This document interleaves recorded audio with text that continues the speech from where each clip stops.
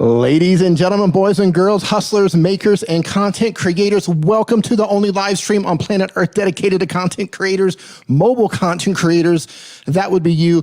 My name is D, and today I'm answering your mobile creator questions, your mobile YouTuber questions, your mobile app questions, your mobile phone questions, your YouTuber questions.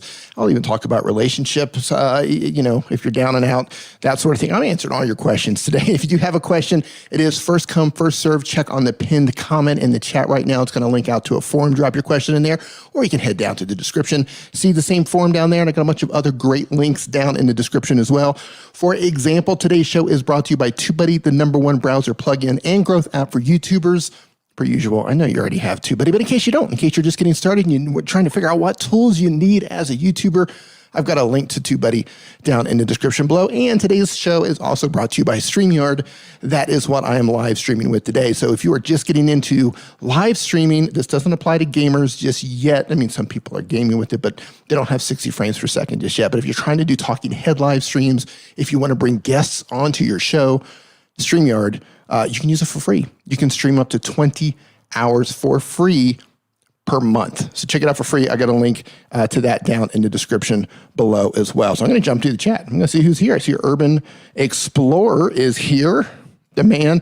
And listen, if you guys are into van life, which I'm just completely addicted to van life. If you're into van life, check this dude out right here. He's doing amazing things. He took a van, gutted it, and he's probably going to be living in it down by a river soon.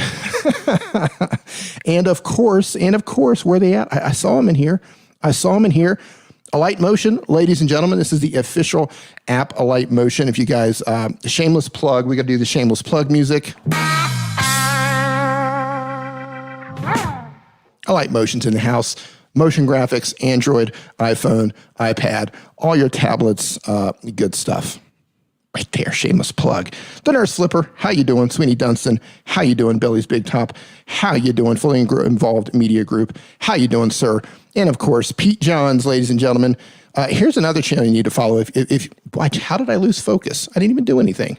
There you go. If you guys are making music on an iOS device, iPhone, iPad, you need to follow this dude right here. He has an entire channel dedicated to creative musicians who are making music on their iPhone or iPad. So that's pretty cool.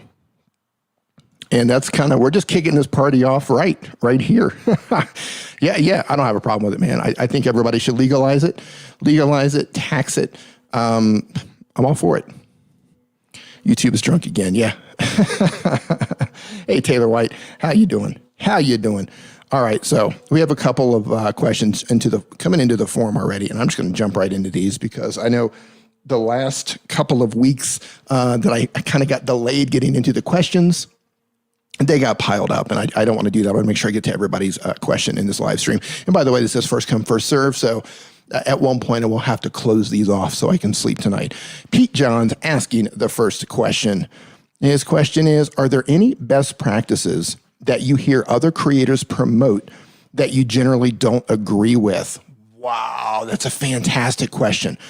Are there any best practices that you hear other creators promote that you don't agree with? Okay, so there's a bunch of things that I don't. Hey, Scrap and Pallet Man, what's going on, dude? Timer Bernard, nice to see you in here. Hey, Mike, how you doing? I cringe when I come across channels, and these are usually not YouTube educators, but sometimes it's people with vlog channels or they're doing something. Sometimes they're very successful, and they'll make a YouTube video, like how to grow on YouTube and that sort of thing. And sometimes they'll say things that are incorrect about the algorithm. And let me break down who knows what the algorithm is? Who knows what the YouTube algorithm actually is? If you know what it is, say yes. If you're mystified by it, say, I don't know what it is. And if you don't care, you can probably go find another live stream. Today's show was not for you. So the YouTube algorithm, in a nutshell, right? Let's just strip it all down to bare bones. The algorithm follows the audience. That's exactly what YouTube says about the algorithm. What that means is, right? That means that if you make videos that people like, that people want to watch, that people watch a lot of your video, right? If that happens, the algorithm will make sure that video it's put out there, right? The YouTube algorithm is a prediction machine. All it's doing is trying to predict what the user wants to watch next. So if you're making content that people actually like, that people are actually watching, and YouTube has people who are like, hey, YouTube thinks that this type of person, these types of people are into the type of content that you're making, and you're making content that people are interested in, there's a good chance that your content is going to end up when they open up YouTube, right? So in a nutshell, it's a predictive machine that's trying to figure out what a user wants to watch next. The more you can get people to watch your content, the longer you can get them to watch your videos, the more you can get them to click, the more you can get them to engage, the more the algorithm's going to work in your favor. So in a nutshell, that's what it is. And yeah, every viewer has their own algorithms, that's safe to say. Yeah, absolutely. So YouTube is taking all the data from your users. It knows what time you watch. It knows what device you're watching on. It's kind of like Santa Claus when it comes to Christmas, right? It knows if you've been naughty or nice. It knows all that stuff. It knows if you're moving. It knows if you are in bed based on the time, what device that you're on. It looks at content that you've engaged with. You've given it a thumbs up. You've given it a thumbs down. You've left comments. It knows that, okay, when they're on this type of device, they tend to watch shorter videos. And when they're on this type of device, they tend to watch longer videos. It knows all of this stuff. So it's trying to predict based on where you are, what you're doing, what day of the week it is, what you want to watch. And it also samples what other people like you generally like to watch, right? So it kind of puts people in groups. Not kind of, it does. It puts people in groups and it says, okay, this group of people generally likes to watch this type of content. So we're going to put this type of content in front of these types of people over here, right? It's an audience match. So that's really all it is. That's really all it is. Hybrid gaming. D, can you make it? Oh my God. Dude, this is the second time yes. Yes. Can somebody in the chat please handle this? Hybrid, I'm not trying to be mean. This is the second time you've asked this question. I answered it the first time, and I would love it if you would just head over to my video tab and just look at videos, and you're going to find multiple videos on Videoleap. I've got multiple videos on this. Hey, Alan Osborne, how you doing? How you doing? So to answer your question, Pete, I think when people give incorrect information about the algorithm, I think that's terrible. It just makes me cringe, right? It's a predictive machine. That's really all it is. It wants to predict what people are trying to watch next. I can't stand it when people suggest that, hey, do the follow for follow, do sub for sub, and that sort of thing. I can't stand when I see that. Now, in terms of actual professional YouTube educators, right? Like my brother, Daryl Leaves, Tim Schmoyer, Sean Cannell, Roberto Blake, Creator Fundamentals, Dan. I mean, there's so many people making great content. When they give advice, or Daniel Battelle, it's spot on. It's spot on. So when it comes to that, I'm good with it. See, look at this. I see what you did here. Tesla pick a shorts. I saw what you did. You created a new channel for shorts. Right on, man. The fat guy, how you doing? Cosmic W, how you doing? Walter's World, what is going on?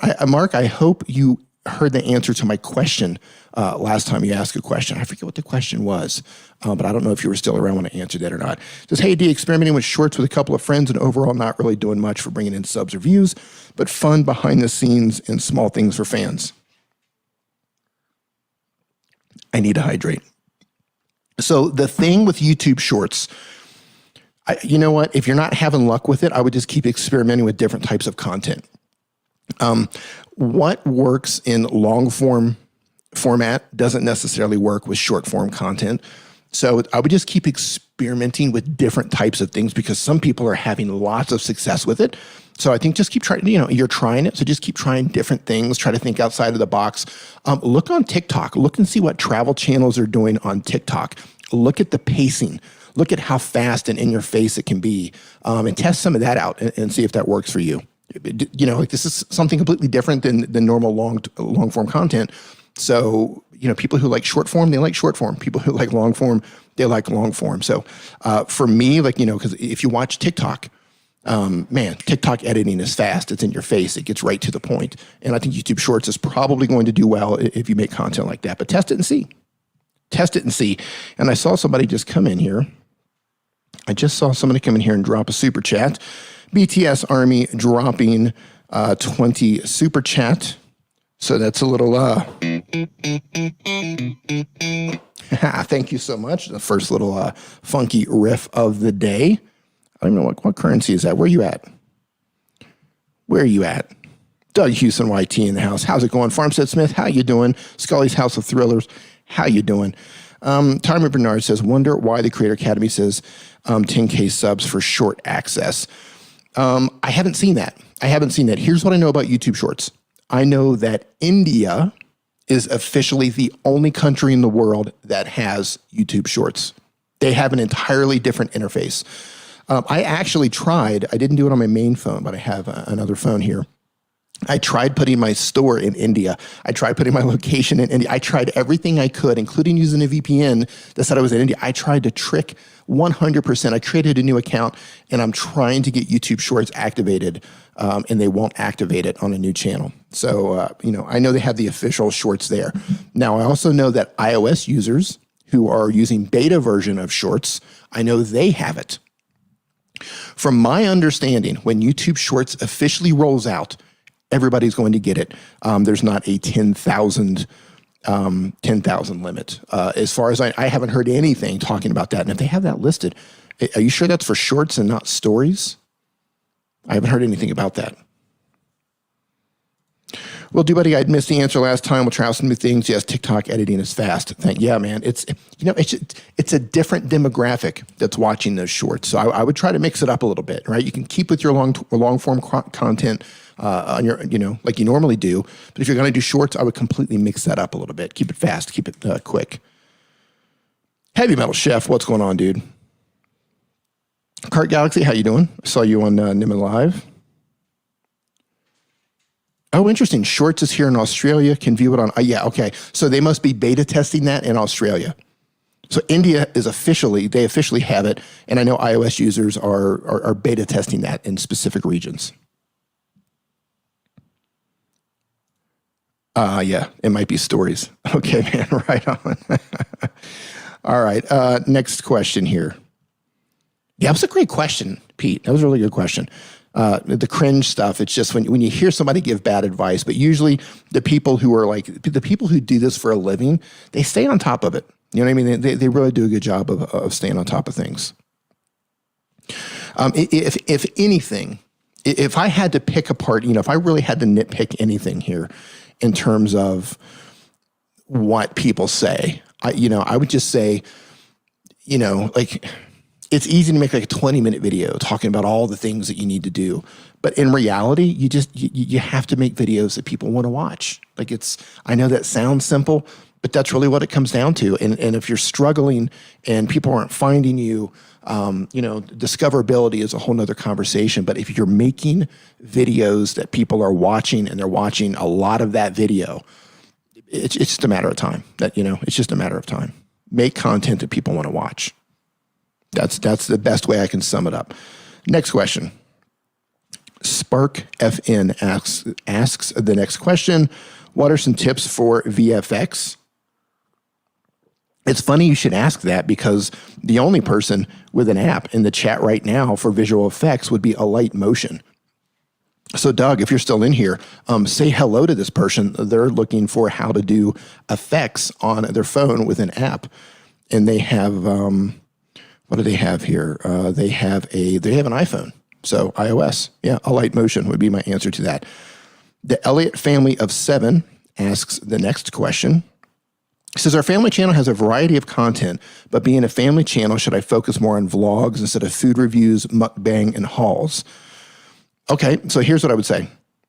If your family channel has a variety of content and you have a lot of videos on your channel, I'm just going to give you a quick look here. Let me give you a quick look, see what you're doing on your channel.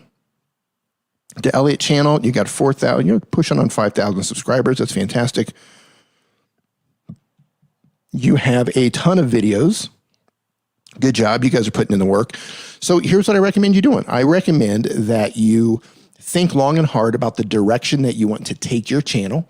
Think about the goals of your channel. Are you just doing this for fun? Are you doing this to document, just your family so you guys can look back on this in a bunch of years and say, wow, we had a really good time?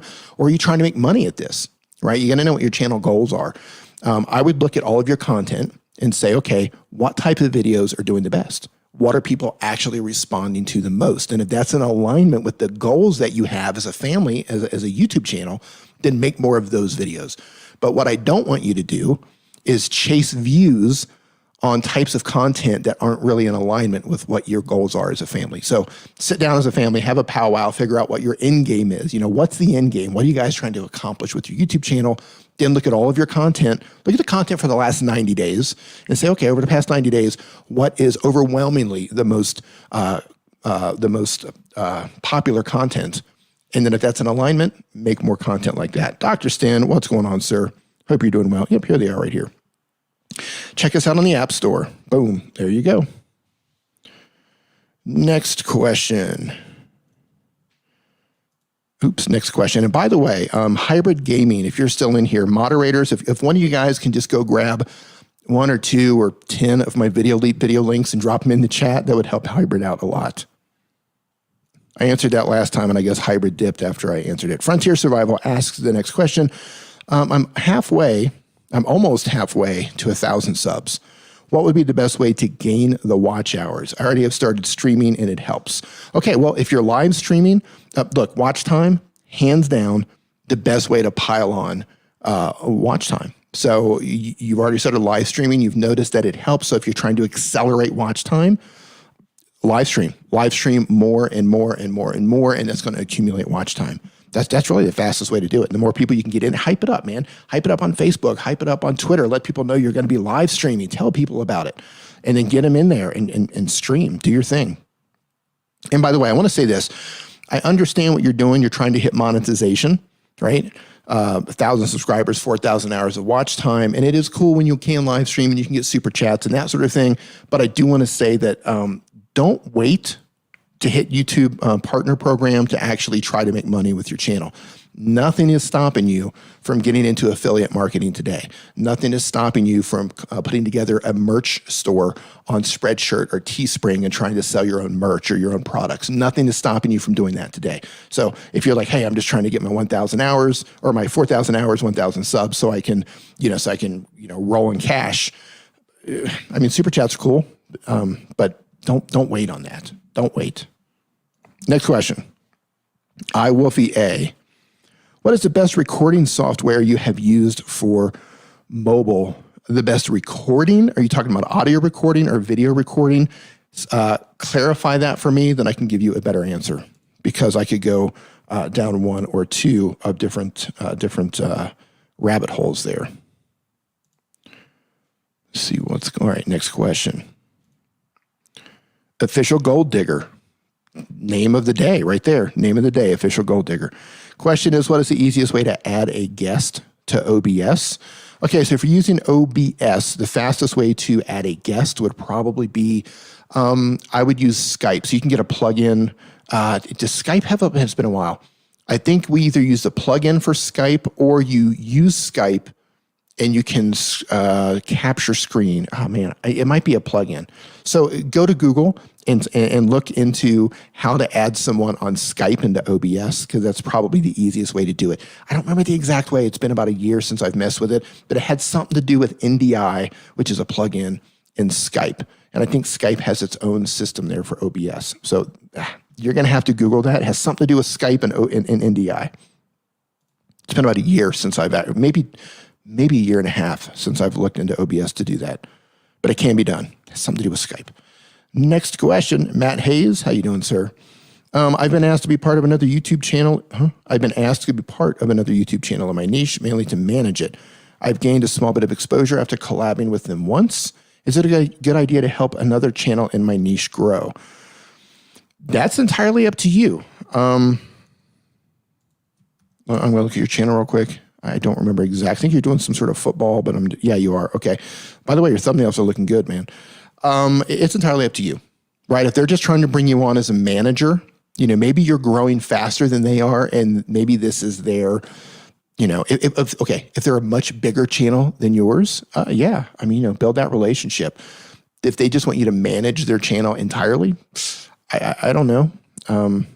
That's a question you're going to have to answer yourself. I don't look at anybody as competition. Like if somebody else popped up And they have a I got El Jefe in here. Hold on, we got some super chats coming in. Hold on, guys, I'm backing up. We're starting the super chats off right with a little bit of a little $10 super chat, $10 funk for El Jefe reviews. Blessings on your stream, brother. I hope it's all well with you and Nick.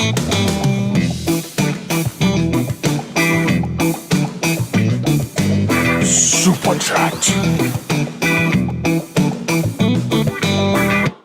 Thank you, El Jefe. Hope you are doing well as well. Huge hugs to Paloma. Hope you guys are doing well, man.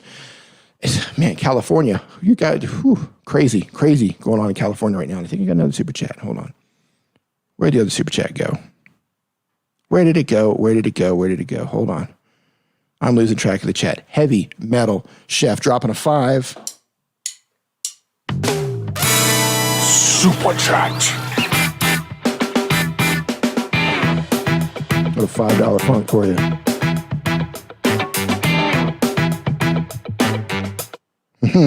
Thank you, man. Much appreciated. Much appreciated. Thank you, Neil. Last time, these playlists on Videoleap. There you go. I forgot I actually had a playlist on Videoleap. There you go. Thank you, my man. Thank you. All right, next question. Yeah, Matt, real quick.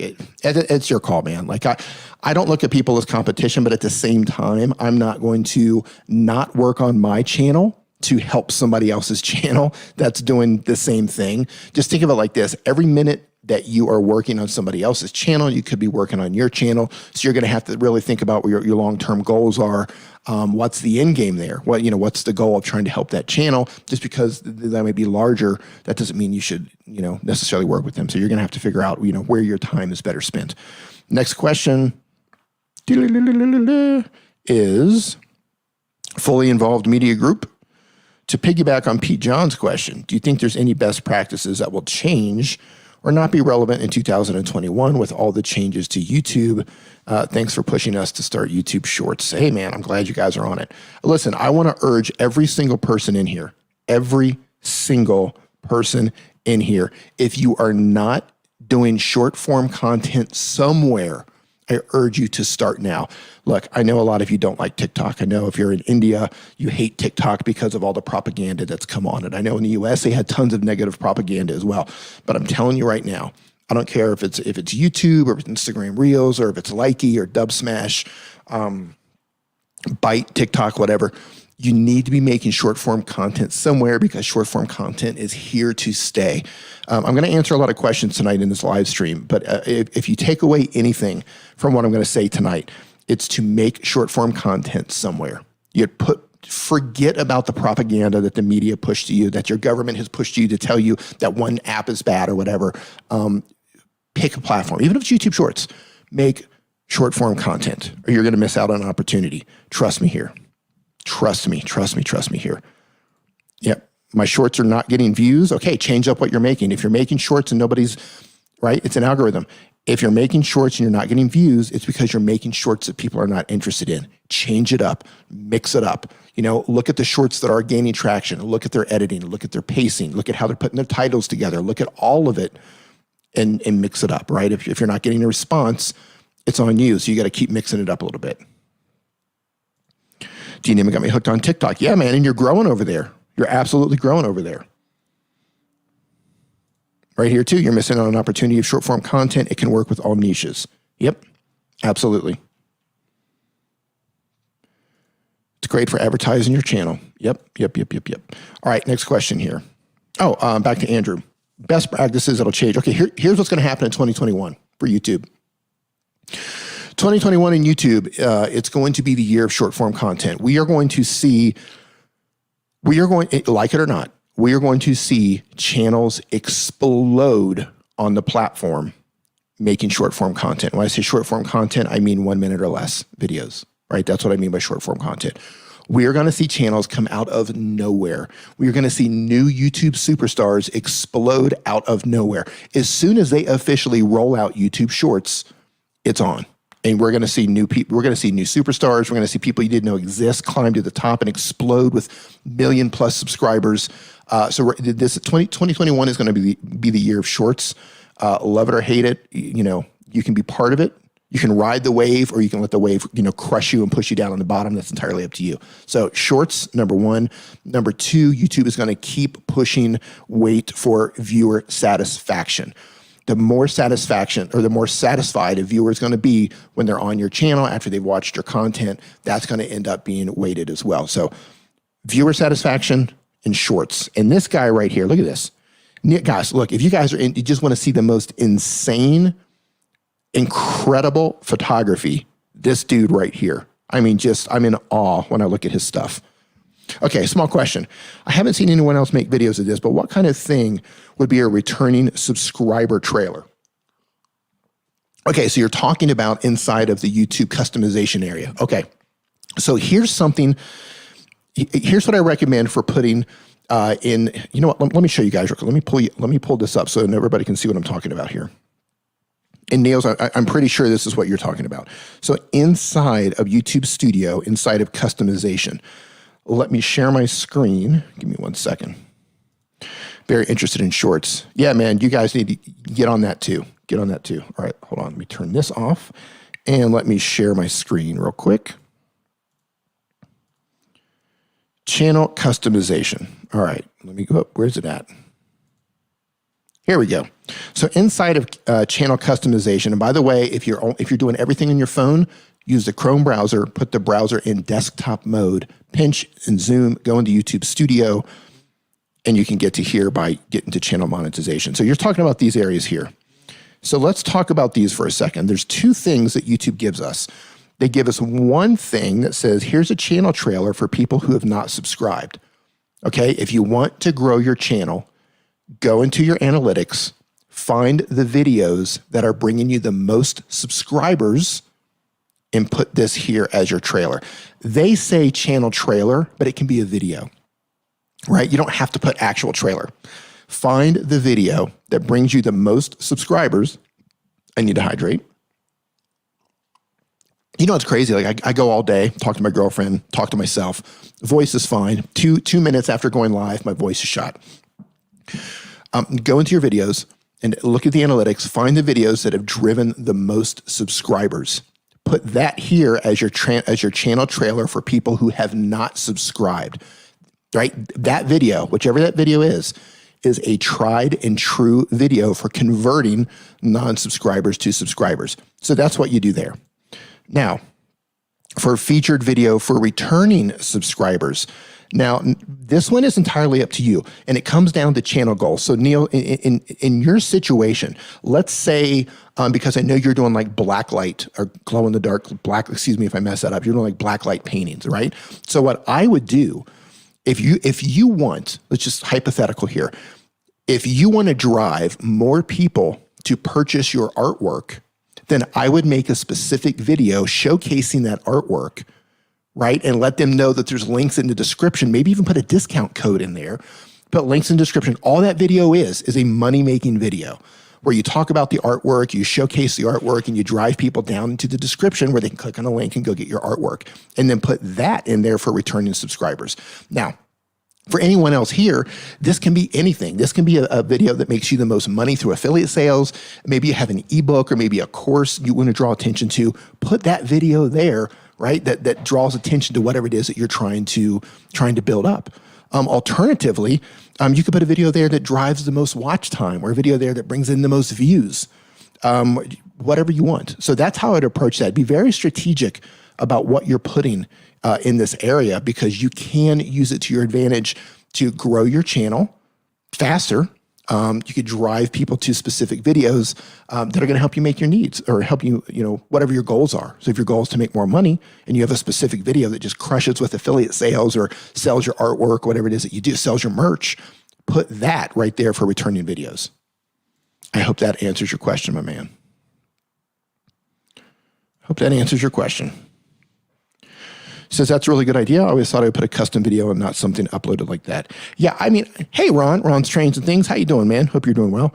Yeah, in terms of what to put, I see a lot of people put trailers there, and that's cool. You can put a trailer there if you want. I think it's such prime real estate that it's kind of a waste just to put a video up there just to say hello. Hello, guys. Here's what my channel's about. I mean, that's cool. You can do that. But if you have specific goals, hey, look, I want more subscribers. I want to build my channel and I want to make more money. And you can pinpoint which 2 videos do that. Stick them right up there. That's what it's for. And I'm getting love from India. Namaste to you in India. No city background. No, I'm in a totally different location. A new city background is coming though. I'm moving into a new place. Shelly saves the day. How you doing? And hey, listen, guys, if any of you have a desktop computer and you're into iMovie and you're trying to figure out how to maximize and get the absolute most out of iMovie, Shelly just opened an amazing new course on that. Be sure to check her out and check out her iMovie course. A to Z for iMovie. All right, I'm getting lost here in the questions. What was the question here? Oh yeah, I already talked about best practices in 2021. It's going to be one of those nights. All right, next question comes from Luke is Poe. I love it, but Luke doesn't have to be Poe. Luke should get some money. All right, what are your thoughts on channel merch? Any apps you favor? Look, okay, if you're going to make channel merch, if you're in the YouTube partner program, you can use Teespring and you can use the merch shelf, which I should have turned on for this live stream. So it puts your merch underneath the live stream. I always forget to do that, but you can do that. You also have Spreadsheet and there's a bunch of others, but specifically Teespring has partnered up with YouTube so you can put it, underneath your videos. Here's a little tip that I've got for you, for those of you who are making merch. And by the way, you do whatever you want with your merch, but it's just something that I've found. Hardcore fans might buy your merch if you have your channel name on it, right? D-Nimmin YouTube channel, which I don't even have that shirt. But if I did, only the most hardcore people are going to wear a shirt that says D-Nimmin, because why would you, right? But if you can come up with cool shirts that people who don't even know who you are would wear those shirts, it's like, you want to make money with merch, that's where you do it, right? Think of merch as not only for branding, and you can mix your branding in there a little bit, but if it's like, YouTube channel and here's my URL and all that stuff, I mean, okay, hardcore fans are going to get that. But I like to make merch like this. Like, imagine somebody stumbles onto your store who doesn't know who you are. Let's say you create a store with Spreadshirt.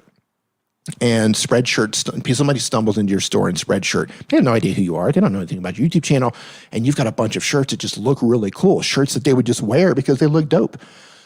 They might buy your shirt. But if everything is branded, YouTube channel, YouTube channel, YouTube channel, a lot of people are probably not going to buy merch with a YouTube channel on it unless they know who you are. So that's just something to keep in mind when it comes to merch.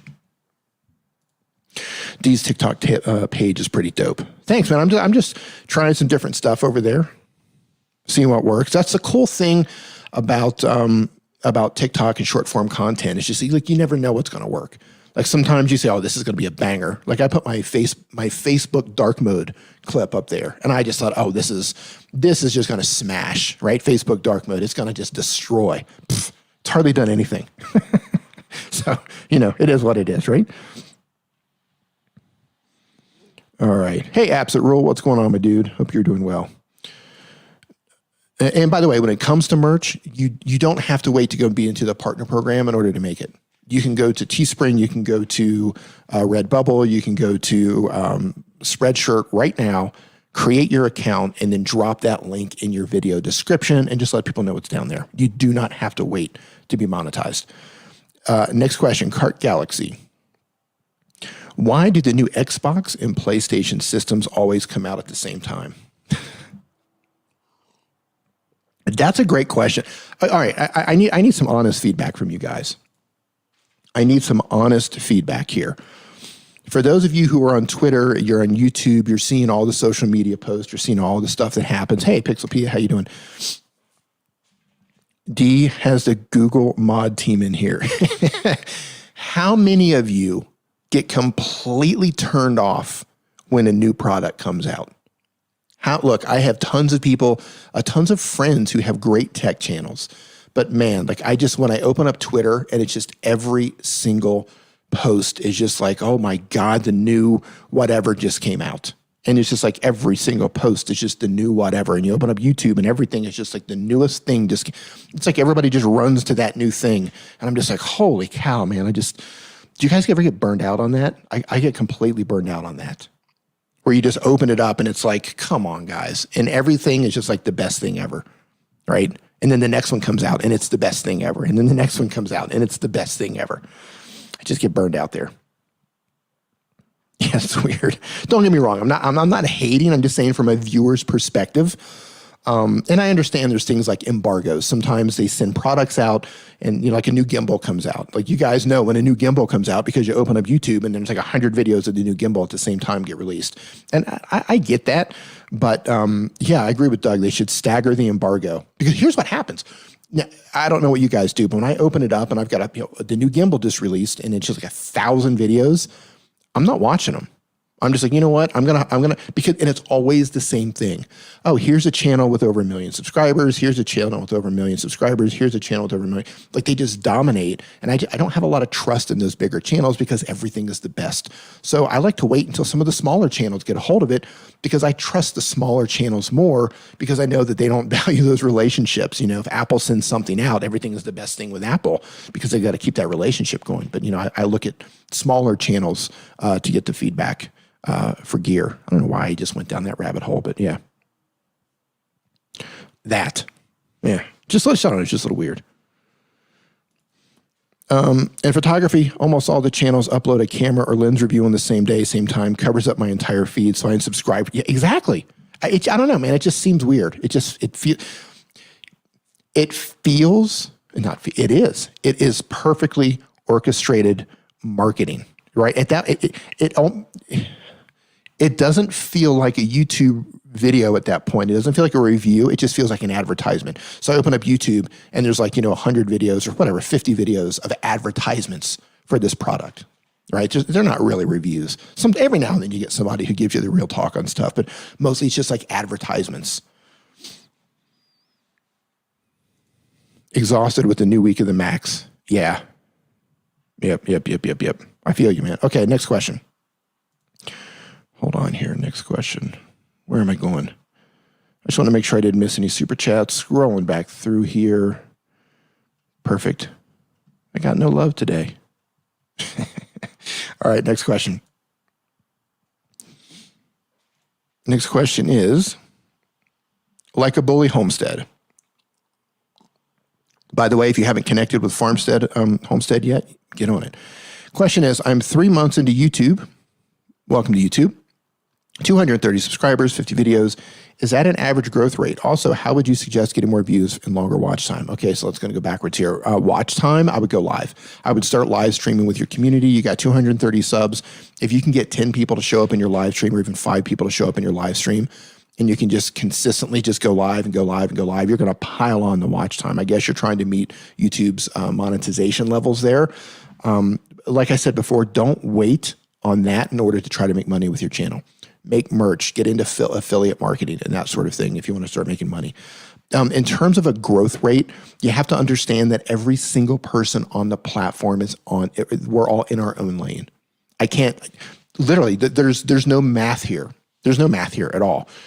Every single person grows at their own speed. Let's just take homesteading, for example.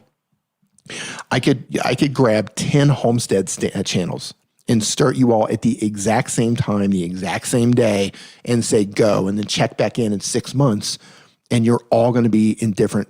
You're all going to have different. Some of you are going to have more subscribers. Some of you are going to have more views. Some of you are going to have better click-through rates. Some of you will have more watch time. Some of you are going to be making more money. Like everybody grows at a different rate, and a lot of it, well, not a lot of it. It all comes down to the content that you're making, the content choices that you're making. How are people responding to the videos that you're making, right? How consistently do you upload?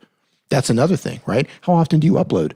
Every time you upload is another opportunity. So if you're uploading once a month, right? If you're uploading once a month, and I'm going to go here, and then you've got Farmstead Smith who's uploading 3 times a week, right? Farmstead Smith has a lot more opportunities to grow than you do. But that doesn't mean that once a month when you upload that you're not putting out bangers that just get huge amounts of views, right? Like everybody is in their own lane. So I would say don't compare yourself against other channels. Compare yourself how you did last month. So that you want to, it's you against you. Compare yourself against where you were last month. So, at the end of December, go in, look at your channel and say, okay, what happened in December? How were my views during December, right? How many subscribers did I get during December? Is my watch time increased? Like what sort of videos worked in December? And it was December better than November, right? If the answer is no, I did better in November, then you know that you're trending down. So you got to look and see, okay, well, what worked in November? And you need to do more of that. So compete against yourself. And Matt Hayes says, I'm fat. I doubt it, but. Super Chat.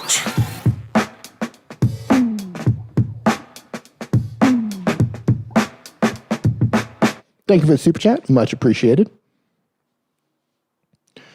Let's see. Hey, Miss Underwood, how you doing?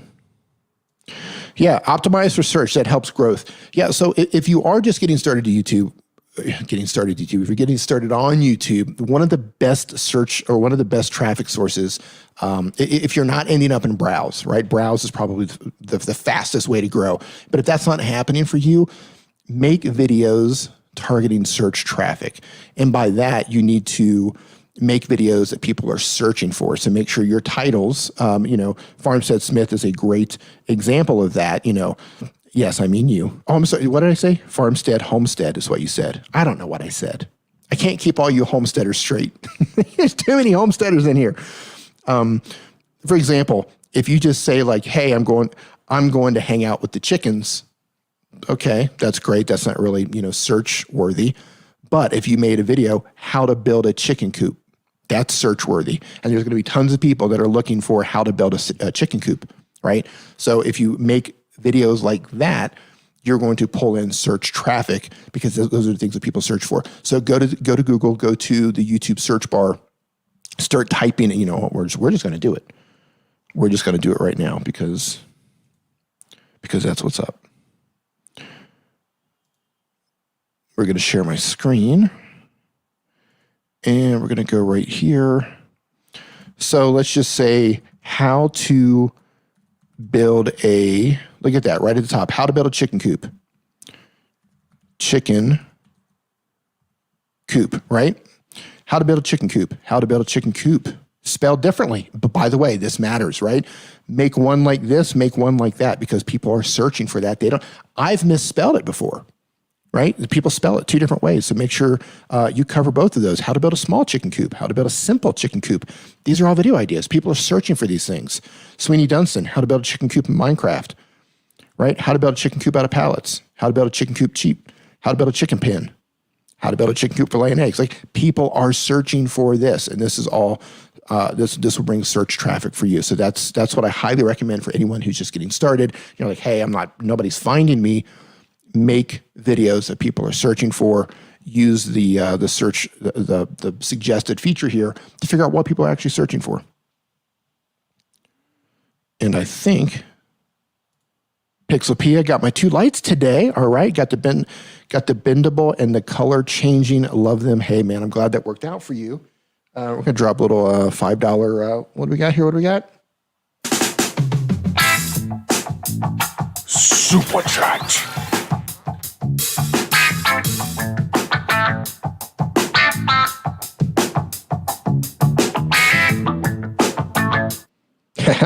$5 funk. I love it. Nothing's better than $5 funk. What is this? I'm scared to do live streams. Look, don't be afraid to do live streams. Here's what you do. Grab a piece of paper.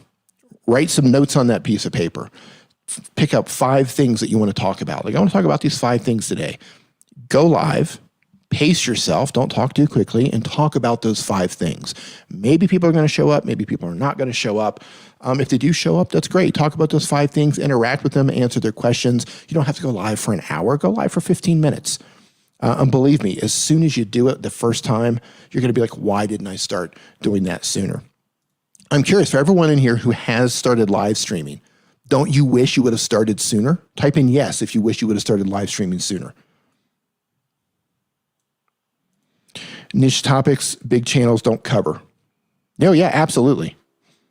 Absolutely. And that's the thing with search traffic. So that first example, how to build a chicken coop, that's You noticed it was at the top, right? That's going to be very competitive.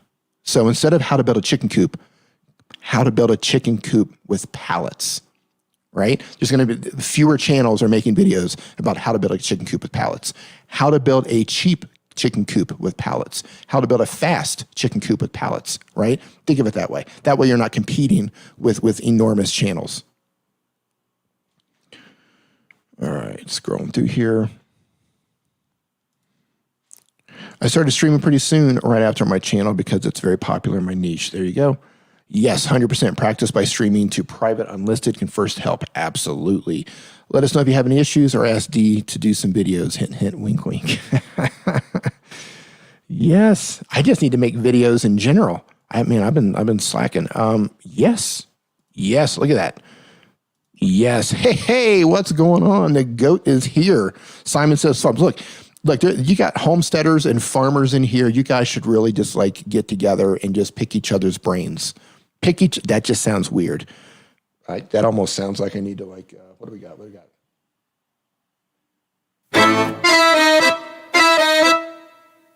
Yeah, pick each other's brains.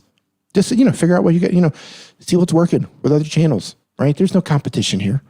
YouTube, it's not about competition, right? YouTube is just about helping people make content that people want to watch, make people laugh, make people cry, make people feel something, inspire people, educate people. Same thing between, channel, like all the YouTube educators, they all know each other. They all talk to each other. They all help each other. They all brainstorm. You should see some of the Facebook groups that I'm in, which is some of the most brilliant minds on YouTube. And they're just always just sharing ideas and talking to each other and stuff like that. There's no such thing as competition. Not here on YouTube. All right. Hey, Tim, how you doing, man? Was that some polka? I don't even know what that was. That was just sounded saucy. I don't know. YouTube is a family. Yeah, absolutely. D, why are you so popular along a farming niche? Farm Talk with D coming soon. See, now that would have been a great spot if I would have had a sound bite with like a goat or a horse, a donkey, whatever. That would have been great. I don't know. I've got farmers coming here. I have what are two communities that I didn't expect coming into my channel, into this community. I've got a lot of homesteaders and farmers. I have people who are visually impaired. There's a lot of those as well. I think it's just because people, a lot of people are making content with their phone. I thought you were getting a donkey. I could not find a good donkey. I couldn't find a good donkey. Dr. Stin dropping a donkey and a cock. That's okay. That was just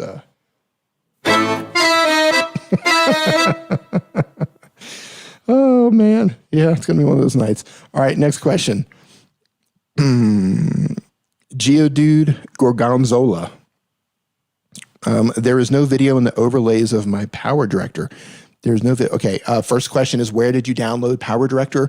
If Power Director is not working for you, I have to ask, did you download it from the Google Play Store, or did you download it from the Apple Store? Because if you downloaded it from anywhere else for free, some side-loaded APK website, that's why it's not working. If you download it from an official, Google or for Apple, and it's not working, you could try to reinstall it. You also want to make sure that your phone is actually compatible, and you just don't have an old potato phone that's not very compatible with it. Next question from Sequel Sean. Dig your name. Like your style, dude. Hey, D, hope you're well. I am doing well, thanks. My question is, do you have any good Android apps to edit videos? I do. I've been trying to find a good one so I can create quality content for my community.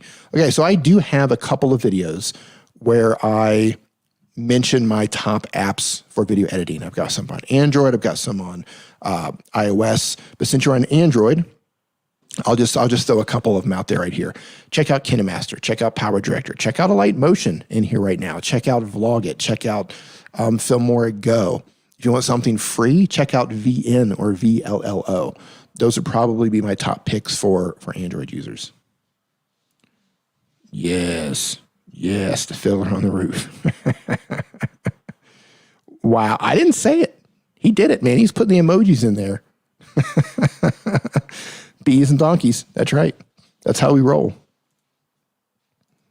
Look at that. Gambler's Mix. D's soothing voice. You know what's funny? Like, say yes in the chat if you hate your own voice. I'm just going to type yes, huge. That's the most bigly yes I could possibly type. I hate the sound of my own voice. I can't stand it. It makes the hair on my back stand up. I can't stand it. But I've learned to just, get used to it to the point that I try to turn that off. So anytime somebody leaves a comment and says, wow, I really like your voice, I just think, to me, it's nails going down a chalkboard. And when somebody says, I like your voice or your soothing voice, I think, can you not hear? Oh, hey, Matt, how you doing, man? Yes, but I'm used to it. Yeah, that's the thing. Yes, I sound like a hick. Well, it's fitting with the name then, right? Survival living. So if you got a little bit of twang on your voice, that's good because it makes sense. It all fits that way. Oh, I love it. All right, next question. And truth be told, okay, survival living. Okay, so if I clicked on a video from survival living and it didn't have a little bit of a twang to it, I'd be disappointed, not gonna lie. But if I clicked on a video like, best how to prepare for the pending crash, right? how to prepare for the end of the world. And then if you had a little bit of twang on it, I would believe you so much more than if you sounded like you were from Manhattan, right?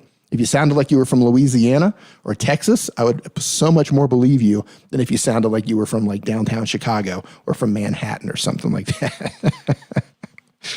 All right. Thanks for the super chat, man. Hold on. What do we got here? What do we got? I just realized I have to move this thing because it's a struggle here. Super chat. Thanks, Voodoo, dropping the 10. Thank you, my man. D, my channel no longer shows up in search. Why? Prince Voodoo. I'm going to have a look here. Prince Voodoo. Prince Voodoo. Make sure I spelled it correctly. Prince Voodoo.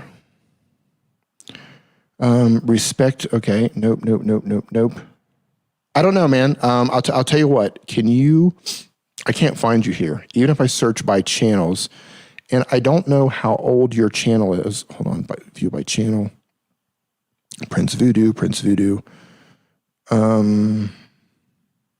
Yeah, I can't find you here. So the name that you posted here, Prince Voodoo, I cannot find you myself. So my question to you is, how many videos do you have and how long have you been on YouTube? If you're just getting started and you don't have a lot of content out there yet, it's possible that YouTube is just kind of shifting you around.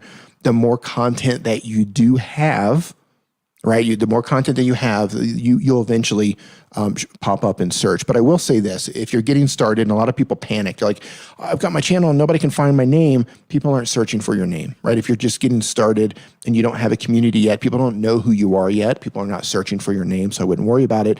As you make a lot of content, you will pop up. That will happen.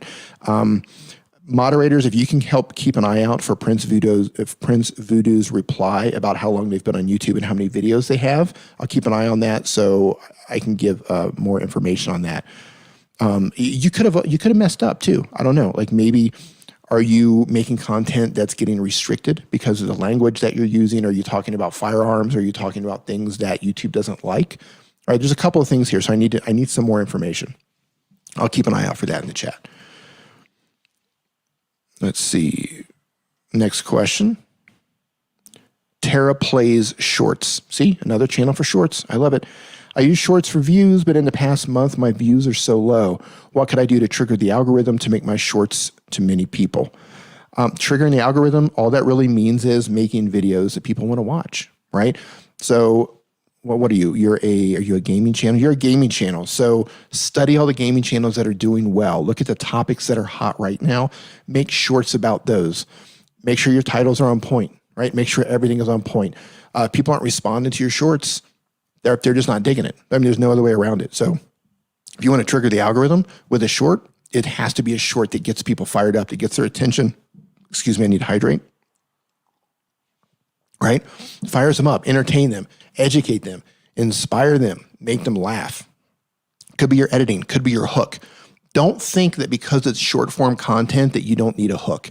You need a hook more than ever because you now have less time. So somebody clicks on that short, whatever hook you have, if it's a verbal hook or a visual hook or whatever hook you have, it needs to hit them right away, get right into the content, no lollygagging around, no wasting time. You have seconds. Use those seconds to get their attention, jump right into the meat of it, give them the meat, and when it's over, they're just laying there wondering what happened. Wham, bam. Thank you, Dan. That was weird. I don't even know where that came from. Got to keep an eye out for Prince Voodoo here. Hold on. Wanted Gaming? Probably.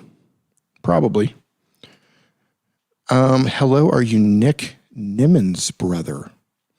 Never heard of him. Let me see here. Answer for D, none ya. I'm not even sure what's going on. Oh, here you go. How much do you earn from YouTube? That's a great question, but I'll tell you this. I, believe it or not, don't make a lot of money from YouTube.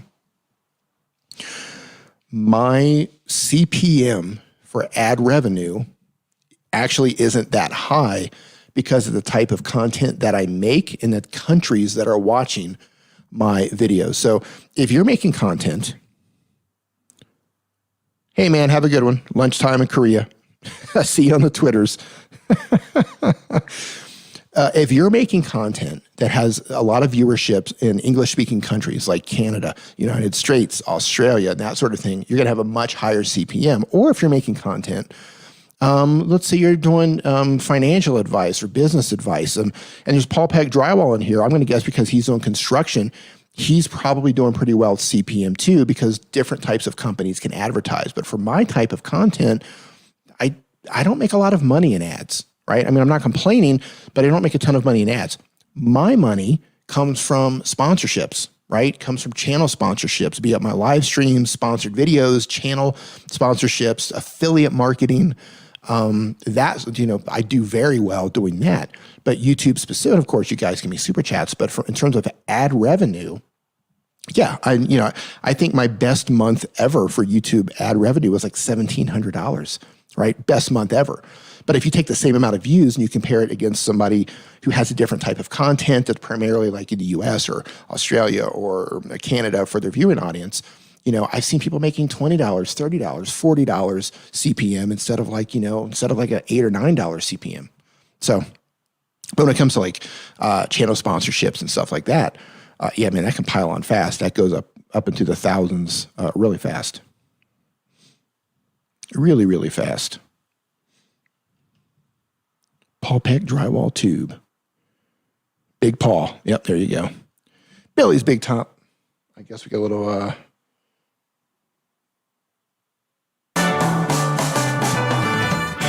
Super chat.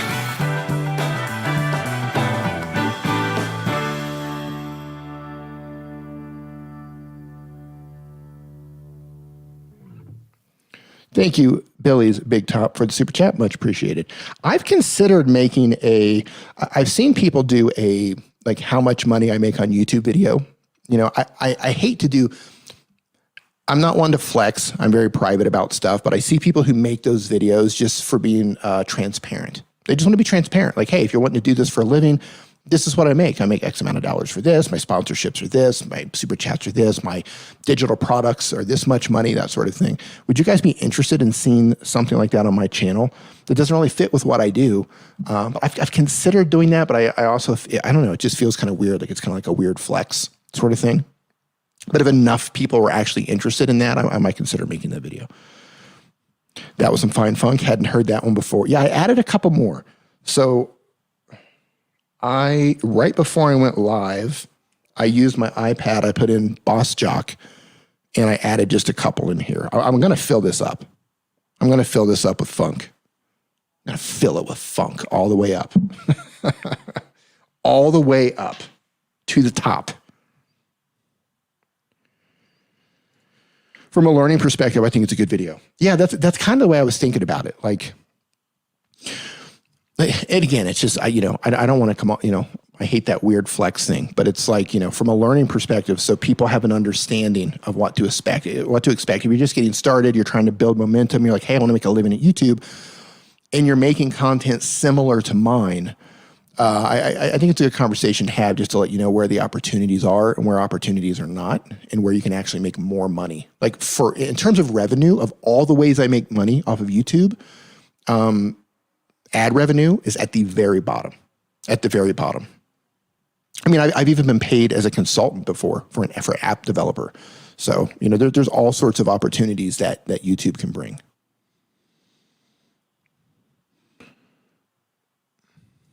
Why do you even need YouTube? Because it's a traffic source. YouTube is a traffic source. YouTube is the place to build your personal brand. Okay, if I didn't have, I do have multiple income sources that have nothing to do with YouTube. I had a business before, still have a business before YouTube, but nobody would know who I was as a creator. Nobody would know that nobody would know that I was helping mobile content creators. Nobody would know what I can help people with if I didn't have a YouTube channel, right? So YouTube is the spotlight that helps me build my personal brand. As I build that personal brand, that actually becomes worth something, because then companies say, hey, we like what you're doing on your channel. We love your community. Or maybe we just, we like how you present things. We would love to pay you to make a video for us. It can go on your channel, or we'll pay you to make a video for our channel. We'll pay you to make a course for us. There's so many ways to make money with YouTube that have nothing to do with ad revenue. So yeah, YouTube is a spotlight. YouTube is a traffic source. I can't complain. Yeah, I would bet, based on everything Paul's got going on, it's construction, so the CPM is probably pretty high, I'm guessing. Plus, I know Paul has like products and things like that he can sell. So Paul's probably doing very well. Good job, Paul. High five and fist pump. Fist pump. Fist bump. We're fist pumping and we're fist bumping. One of them is better than the other. I don't know which one is better. Okay, Matt Hayes, dropping another one. Here we go. Super chat. Thank you, Matt, for the $10 super chat, €10 super chat. I'm a senior advisor for the world's leading football data collection company. That sounds so official. My channel is about favorite football team. Should I use my job title to add credibility to what I'm saying? Absolutely. Absolutely, you should. Anything that you can do to position yourself as an authority, you should definitely do it. Don't do it in a bragging way. Just do it as a matter-of-fact way, right? You can just put some, just some short thing. You just want to add credibility to whatever it is that you do. If if you're an award winner, whatever, let's just say Paul Pegg Drywall here. Let's say he is an award, and I don't even know if they have awards for this, but let's say Paul Pegg is an award-winning skim coder. I don't know. That's the thing, right? Skim coding. Do they have awards? I don't know. But let's say he's an award-winning skim coder. Like, that's definitely an accolade that he should put in his channel header or in his about page. So when people see that, it's like, oh, Paul's probably knows what he's talking about. He can probably skim code with the best of them. YouTube is free advertising. Yeah, that's the thing. Like, you can't even pay for this kind of advertising. It's free and it's endless. Yeah, it's amazing. Authority author might be a good channel name. Absolutely. All right, next question here. Matt, yeah, absolutely, man. Use that. Use that stuff to your advantage. Read your YouTube terms of service before sharing too much of your channel's data, folks. I've heard there's numbers that they don't like you disclosing. Yeah, specifically, it's the CPM. They don't want people to share their specific CPM. So $7 is not the CPM. Like, that's not it. I'm just using it as an example. So let's say I said, okay, my CPM is $7 from the UK, right? That's how much I get paid for 1,000 views. YouTube does not want me to say that. They don't want people to know that I get $7 per 1,000 views for the UK. That's not the actual number, but that's an example of what not to do. So you can give them the total amount. You can say, hey, last month I made $1,500. You can say that. But you can't say, here's the countries, this is how much I make per 1,000 views per each country. All right, next question. Next question is Space Cookie Gaming.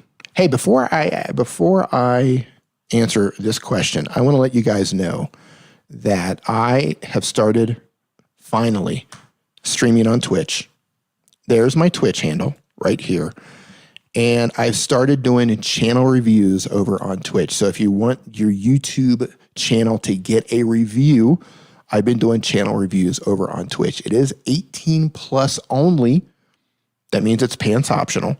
So if you're under the age of 18, stay off my lawn. But if you are over the age of 18 and you don't mind some grown folk talk and you want your YouTube channel reviewed, go follow me on Twitch because that is where it's happening. How will thumbnails affect your videos? Great question. If your thumbnails do not get clicked, you don't get views. That simple, right? You have to get clicks on your thumbnails.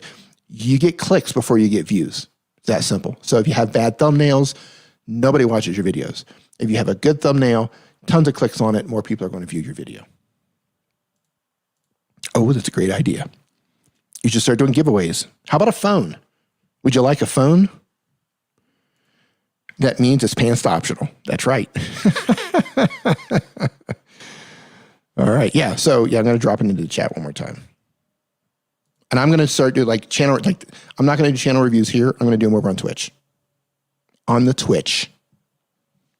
All right. Next question. That's a big one. Spooky Space Cookie Gaming. Huge question here. Hey, I hope your situation in Mexico improves. Thank you. We're making the best of it. We're actually having a good time, all things considered. It's a difficult situation because of the powers at play. My question is very specific about a video on my channel. Dr. Wolf Quick Review has nearly 2,000 views, but it has an audience retention of 1 minute, about 20% of a 6-minute video. Is it a bad video? Is it a bad video and would like to start from scratch to make it now that I'm gaining experience? Okay, so I'm going to tackle these one at a time here. Having a low audience retention does not necessarily mean the video is not going to do well, because remember how I talked about the algorithm follows the audience, right? So let's say there are 20 people that have a similar title for 20 people who have a similar title to your video. It could be 100. It doesn't even matter. They're all competing for the same title. Okay. You're competing against them. So even though you have say you have a 20% audience retention for your channel as a whole, that might be low, but compared to the other videos competing for the same title, that might be higher, right? Inside YouTube Studio, you can look at, relevant audience retention, and that will show you on average what other people's audience retention is, right? It will give you your audience retention, and it will show you what other people's audience retention is as well, to let you know where you fall, right? Are you better than others? Are you worse than others? And that's all that matters. So even if it's 20%, you could still dominate if everybody else's was 19% or 15%. So don't worry too much there. Naturally, you want people to watch your videos as long as possible, but it's not the end of the world if you have a lower audience retention. Lower audience retention and high click-through rate, that's gold right there. Now, in terms of should you remake the video, if it's been a while and you think that you're a much better communicator, you think you can make the video to be much better, absolutely remake the video. So further question here. My question is, Chess Video 1 going to compete with new Chess Video 2? Tags, Google search, and YouTube search. Will it take away views from search or from Chess Video 1 or my channel? I mean, it's possible. Here's the thing. So let's say you do Chess Video 1 and Chess Video 2. If one of them is if Chess Video 1 is doing really well, then I wouldn't make a Chess Video 2. Well, no, I'm going to take that back. If Chess Video 1 is doing really well, if you make Chess Video 2, don't start Chess Video 2 in a manner that says something like, hey, welcome to Chess Video 2. If you didn't see part 1, make sure you go see part 1 right now. Like, you don't want to do that because that's going to kill that video. But if it's a natural video, so if you have Chess Video 1 and the obvious next video is to make Chess Video 2, then make Chess Video 2, but make it in a standalone format. So if somebody finds Chess Video 2 first, then it makes sense to them, right? Then what you can do is go back and use your pinned comment, your cards, your end screen, links in your description in Chess Video 1, link out to Chess Video 2. And then you can loop it right back around if you wanted to do that, or go into Chess Video 3. So you can do that. All right, here we go. We're going to add some new funk here. How about, oh yeah. Super chat. Dropping a $5 super chat. Oh yeah. Important question, D. Do I have a burger or Thai food for lunch? A burger, 100% a burger. I'm not a fan of Thai food. There's a couple of dishes that I like. People always say, you live in Thailand, but you don't eat Thai food. If you give me a choice, 100% of the time, hey, you can eat anything else but Thai food. I'm going to eat the other thing. I will eat Indian food. I'll eat Western food. I'll eat Italian food. I'll eat Chinese food. I don't know what it is. There's just something about Thai food just doesn't. But it's the same thing. Cambodian, Khmer, Thai food, Vietnamese. It's Southeast Asian food. I'm just not a big fan of. It's a burger, man, every single time. Maybe Thai food. All right, next question here. Kevin Prakesh Musicals. Question is, what is the use of shorts, short videos? Okay, great question. YouTube Shorts is YouTube's version of TikTok. If you're in India, you should have an official Shorts thing. And the way you know you have it is, let me show you how to do this. So go into the YouTube app. This is how you're going to know if you have Shorts or not. Go into the YouTube app. I'm going to put this up right here. Go into the YouTube app and tap on the plus here in the center. And you'll either have something there that says Shorts, or, no, I'm sorry, it's here. So once you tap on upload a video, come on, focus, baby, focus. There you go. Up here, you're going to see, I believe it's either here or down at the bottom before you tap, it's going to say something about make a short, right? It's going to give you an option to make a short. And then inside of that, what's going to happen is you're going to be able to record that. And it's going to be different than if you record the YouTube video, right? You should have this in India. If you don't, make sure your app is updated. As Pete John says, they do have it in parts of Australia as well. So when it's officially rolled out, it's going to be additional way to actually record inside of your phone. And you want to record vertically, and you need it to be under 60 seconds. If I understand correctly, you can create a video up to 1 minute and upload it as a short. But if you use the actual app to record it in the app, I believe it's a 30-second max video. Somebody correct me if I'm wrong. I believe that's the case.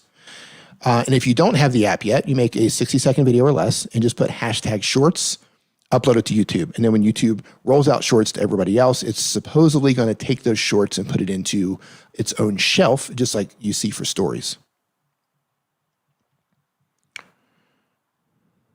Hold on here, see if I missed something. All right, next question. Backroads Nomad, how you doing? How do you find shorts on YouTube? So again, India's got it officially. Some people have it on iOS who are beta testing it. You're probably getting shorts in your feed. It's going to be 60 seconds or less. But keep in mind, the algorithm is also at play here. So if they're showing shorts to you in your feed and you're not clicking on them, there's a good chance you're not going to be given more shorts. Eventually, you're going to see shorts just like you do stories. So if you open up the YouTube app right now, hold on here. So if you open up the YouTube app, if you open up a YouTube app, you're going to come in and you're going to see stories, right? Like stories here. Whoa, that's Paul Peck. That's my boy, right? You're going to see shorts up here. Look at that, Paul Peck, Justin Brown, Primal Video. Check that out. And eventually you're going to see shorts there as well. So you got stories, you're going to see another shelf somewhere as well for shorts. So that's going to be coming. You might be able to search for, I've never even tried. If you type in hashtag shorts, I want to see what comes up. I'm going to try it right now. You know what? I'm going to share my screen and do it. How you like them apples? So let me go here. Go here. Let me turn this off. We're going to do this together. The family that searches together stays together. All right, oh, look at this guy. All right, so let's go here, hashtag shorts. Let's see what happens. All right, here we go. And we can see that YouTube is, so the first one right here, 25 seconds, 12 million views 1 month ago. But then you've got the next one. See, this shows you that the shorts shelf is not working yet because this is a 15-minute video. He's just talking about shorts, right? So a lot of these are just videos talking about shorts. And you have another one here, 32 seconds. So it works a little bit. Here's another one, YouTube Shorts, minimum requirements. Yeah, so some of them have it. Wow, that's a banging thumbnail. Look at that. It's a vidIQ thumbnail right there. Do this now. Boom. Yeah, so there's that. But everyone is going to eventually have it. Let's see what I'm missing in the chat here. How's it going? Is Justin Brown in here? There he is. Look at that. Justin, man, I was just talking about you. You're like Beetlejuice, dude. It's me. Yeah, there you are. But let's watch this. Let's watch this. And then when YouTube says, how did you like this? Here we go. This is going to get real meta here. Hold on. So there we go, right there. And then we're going to just. In this video, I'll show you how to live stream with a video camera like your DSLR or your camcorder. Look at that. So that you can easily boost the quality of your live streams using your favorite video camera as a webcam. Look at this. Live has been one of our favorite live streaming apps on Mac in the last few years, but I tried to turn up the volume and I actually shut it off. So yeah, that was kind of cool. I can't get rid of you. Get out of my phone, Justin. Hope you're doing well, man. Oh, we have a new channel member. Welcome to the Niminati. Thank you so much, October Scorpio, for becoming a channel member. We do have a private Facebook group. Head over to my community feed. I actually post a link. If you can't find it, I'll post a link when this stream is over. It's going to be members only. It's going to link out to the Facebook group. You do have to fill out that questionnaire thing for Facebook. They make you do it. Make sure you put a link to your YouTube channel in there so I can verify that you are a channel member. We do have members only live streams. And if you have any questions whatsoever, you can ask that over in the Facebook group. We've got a great community that we're growing over there. Inception. Yeah. Justin Brown, Inception. There you go. Hey, Heidi, how you doing? Nice to see you in there. Copyright strike. Justin's going to take me down. That would be rotten. That would just be rotten. Oh, man, I love it. Yeah, and seriously, if you guys, so those of you who don't know this fella, and I'm sure you do, he does everything I do on my channel better than I do. Plus, he does everything for desktop as well. So he's got you covered for computers, PCs, Macs, Androids, iPhones, and he's just so handsome. Look at him. Hope you're doing well, man. Next question. Did I answer this? How did you find shorts? Yeah, there you go. Grow with Liam. Hey, Justin, do you have shorts down there? I know Pete John says that some people are having shorts on iOS down in Australia. Justin's got it all. Yeah, he does. He really does. Okay, question. Hey, D, first I'd like to thank you for doing these live streams to help us all. My pleasure. I love doing them. I love hanging out with you guys and answering your questions. I would like to make videos like you, but in my own way. Do you have any suggestions for me? Thank you. Keep up the amazing work. So if you want to make videos like me, I want to look at your channel really quick, see if you're actually uploading yet. Okay, you don't have any content yet. Grow your channel tips and tricks. Okay, so I'm actually going to pull you up here. 1 second here. You know people's shorts, you don't have it. Yeah, I don't have it yet either. So I'm going to pull your channel up, Liam, because I want to. I'm gonna pick on you for a second. Okay. Grow with Liam. Grow your channel tips and tricks. Here's the work that you've got cut out for you, Liam. It's kind of difficult to take advice from someone with a channel that doesn't have any success yet, right? I'm not saying you can't do it, but I'm saying that if you're going to talk about growth strategies and tips and tricks on how to grow your channel, you yourself should have some level of success. You should be able to get a good amount of views on your videos. You know, the worst thing I see is you see a video with like, or you see a channel, and I know everybody's seen these video or these channels and these videos. Somebody might have like, 120 subscribers, and they'll make a video, how to get your first 1,000 subscribers. And it's like, come on. Like you haven't even done it yourself. So this is going to be an uphill climb that you're going to have is you lack the authority to teach people how to do this. Here's the approach that I would do, that I would make. Instead of teaching people how to grow their channel because you haven't done that yet, that means you have no authority yet. Instead, teach people how to do specific things. Teach people how to make YouTube thumbnails, show people the tools, teach people how to edit videos, show them how they can, the tools to go live, show them how they can become better communicators or better storytellers. Start laying the foundation for your channel. Then once you start to get some success with your channel and you start to get views and you start to get a good amount of subscribers and you start to get some authority, then you can start merging into tips on teaching people how to actually grow their channel. If I went to a channel and you've got like, 3 videos and the videos got like 20 views on them and you're like, hey, here's tips on how to grow your channel, I'm not watching it because you're not able to follow your own advice. Hope that makes sense. So I think you can do it. It's just the strategy. I would start with tools, build your foundation that doesn't have to do with actually growing, right? Talk about the tools, talk about editing, talk about how to X, Y, Z, and then merge into growth a little bit later once you learn how to do it yourself because you have a lot to learn yourself. Next question, Kevin Prakash Musicals again. How to increase subscribers. Increase in subscribers can result in increase in views too. Here's the thing. Oh, we have a new channel member. Welcome to the Niminati. Thank you. Welcome. Thank you for becoming a channel member.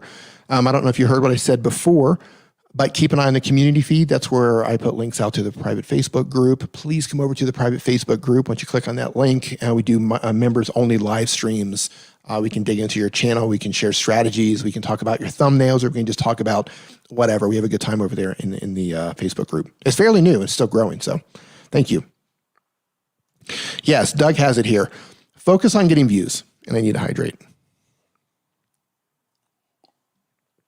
Focus on getting views, and you get views by making content that people are interested in or jumping on trending content. If something's hot, like right now, and look, I don't have the iPhone 12 Pro Max. I don't have it. I don't have the iPhone 12 Pro. I'm considering picking one up. But if I had one already and I wanted to try to grow and try to get a bunch of views really fast, I would be cranking out probably daily content. I would get the new iPhone 12 Pro Max and I would just crank out daily content or every other day talking about that phone and all the things you can do with the phone. Like if I'm like, okay, I want to get a ton of views real quick. I want to try to bring it up to new subscribers and I wanted, I wanted an injection of growth. I would grab that phone and just start cranking it out, because if you have good content and you're getting views, subscribers are going to come. So focus on views. Focus everything on views. Not enough funk in tonight's stream. You need the groove. How about Super Chat? How about that one?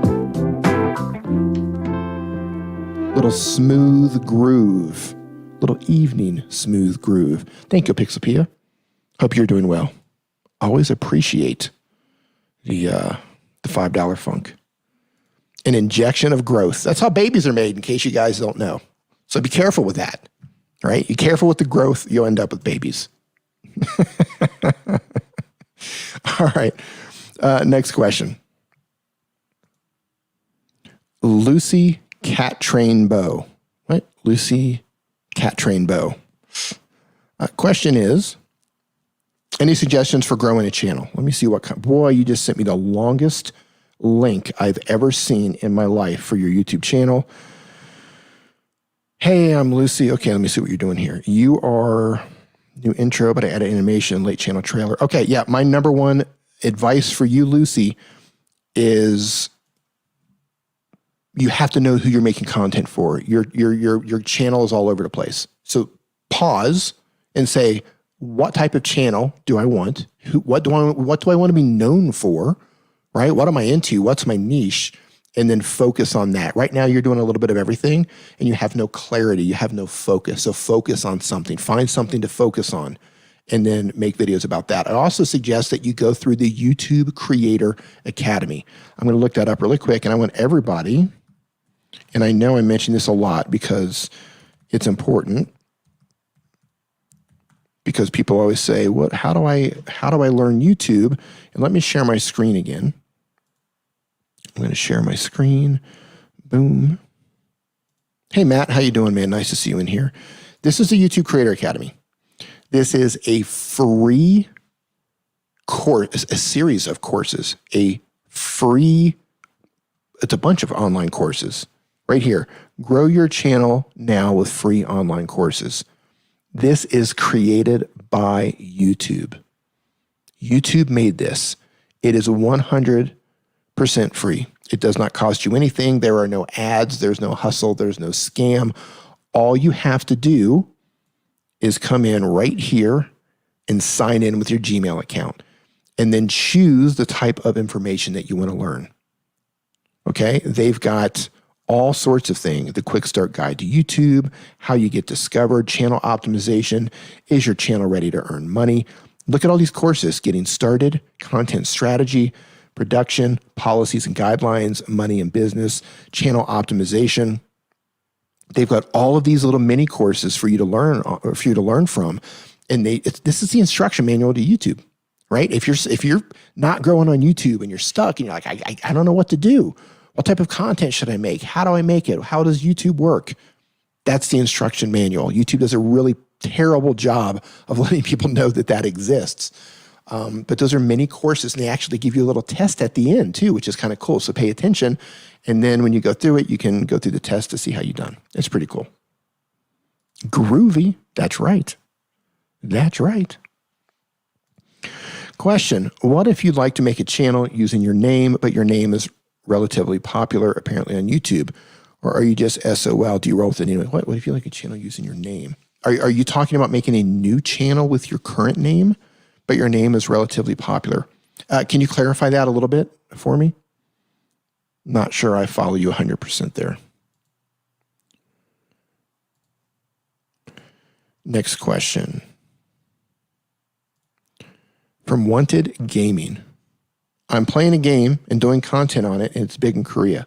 And I want to connect that audience. How easy is it to change the subtitle to Korean, and should I? Do you speak Korean? If not, then you're going to have to hire someone or get someone to actually put the subtitles in there for you. So how difficult is it? It's probably up to your budget, right? You can pay somebody to do that for you. Does that mean that it is going to connect? Not necessarily. You can put the subtitles in Korean and it doesn't mean it's going to be shown to Koreans. If you were doing something in Korean language, your titles were Korean, your description was in Korean, your tags are in Korean, that's going to increase your chance of being put in front of a Korean audience. But if the rest of your videos are in English, you're going to segment your audience there. So I would pick one audience there. Now, what you might want to do, maybe you speak Korean, I don't know. If you want, hey, I want to tap into the Korean market, create a second channel.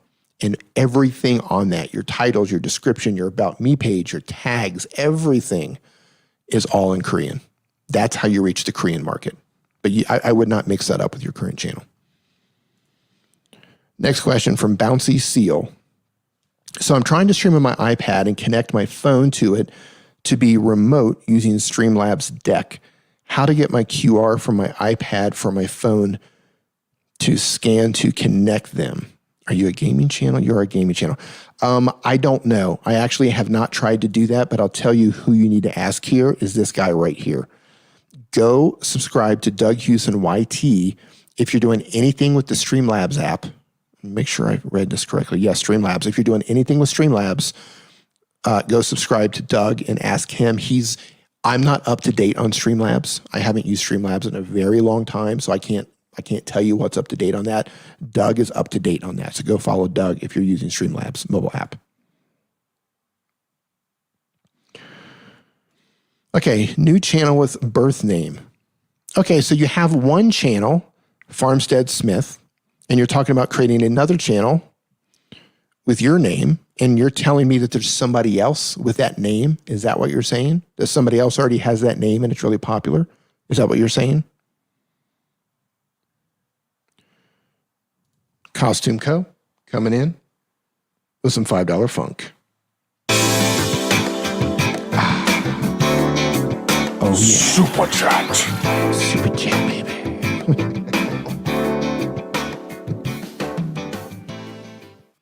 Thank you, Heidi. Appreciate the $5. Some funk. Yep. Thank you, thank you, thank you, thank you, thank you. You have a good night. All right. I'm going to jump into the chat here. Yeah, follow Doug for the Streamlabs mobile questions. Pro Peace asks the next question. I do commentary gaming. And my question is, how do I improve on commentary? English is not my main language, and I know that it takes a lot of practice and recording to improve. You just answered your own question. But I kind of have the habit of saying the word okay every second, and I always run out of things to say when playing the game. Do you have tips and tricks for people who are struggling with commentary? You answered your own question. It comes with practice, right? So I'm in Mexico. If I wanted to learn how to speak Spanish to where I could just go out and just have a conversation in Spanish, there's only one way to do that, through lots and lots and lots of practice. Not only practice learning from the books or learning from the videos or whatever, or from the apps, but actually going outside and applying that, going to the store, trying to order something at the store. You know what I mean? Like, you actually have to apply that stuff too. So if English is not your first language, you've got a hill to climb. So put your boots on, grab your walking stick, grab your backpack, grab some nuts or whatever, and start walking up the mountain, because you got a lot of work to do. Practice, practice, practice. You know where your pain points are. You know you say okay a lot. So you have to be mindful when you're doing that. It's like, okay, today I'm going to try to record this, and I'm going to focus on not saying okay. And then every time you say okay, like, next time, just make it a little bit better, right? It's going to be tough. You're trying to make videos in another language, and it's tough for you because you just need more practice. That's, you answered your own question there. Let's see here. A bunch of somebodies. Okay, so if somebody has that exact name, like youtube.com / that exact spelling, I would not use it. However, what I would do, and I would do this not only because somebody else might not have it, but I would do it for your own privacy as well. I would change the spelling. I would change the spelling or change the name, right? And, instead of putting your full name, maybe shorten that, give yourself a different last name, spell the last name differently, spell the first name differently, shorten, extend it out, right? Do something a little bit different. I would do that, one, to find a name that nobody uses. Number two, just for your own personal privacy, because the internet is, most people on the internet are just awesome people, but there are a bunch of weirdos on the internet too. And the last thing you want is somebody trying to track you down. And that might not be a big deal now, but when you've got 100,000 subscribers or 500,000 subscribers or 75,000 subscribers or 1 million subscribers, you don't know the type of person you're going to attract. So especially, everybody should do that, but especially female creators, build that privacy barrier as much as you can across all social media. So it's just a matter of time. If you continue to upload to YouTube, right? It doesn't matter how small your channel is right now. If you keep uploading, you're eventually going to grow. It's just the way it is. So put in the work now to protect yourself. So when you are bigger and you do have a lot more fans, that you don't have issues, because I know people that's happened to. So start protecting yourself now. Don't use your actual spelling. Change it up a little bit. Go down and see here. That $5 funk, though, right? That's what I'm talking about. It's all about that $5 funk. Here we go. Jay-Z Helps. Hey, how you doing, man? A Florida injury law firm. Another lawyer asked me to do a collab. Should we record a Zoom call and then edit it, or do a live stream, or what? I've never collaborated before. Great question. I needed to hydrate. I need to drop a little funk music. Super chat.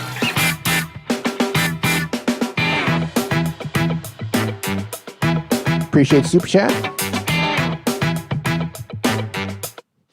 All right. Should we record a Zoom call and then edit it? Should we do a live stream or what? I don't know. Well, how does your audience react, right? What's going on his channel or her channel? What's going on your channel? Are you doing live streams already? What kind of a turnout do you get? You could do it a couple of ways. One, you could do a live stream. You could use something like StreamYard and broadcast to both your channels at the same time if you wanted to do that.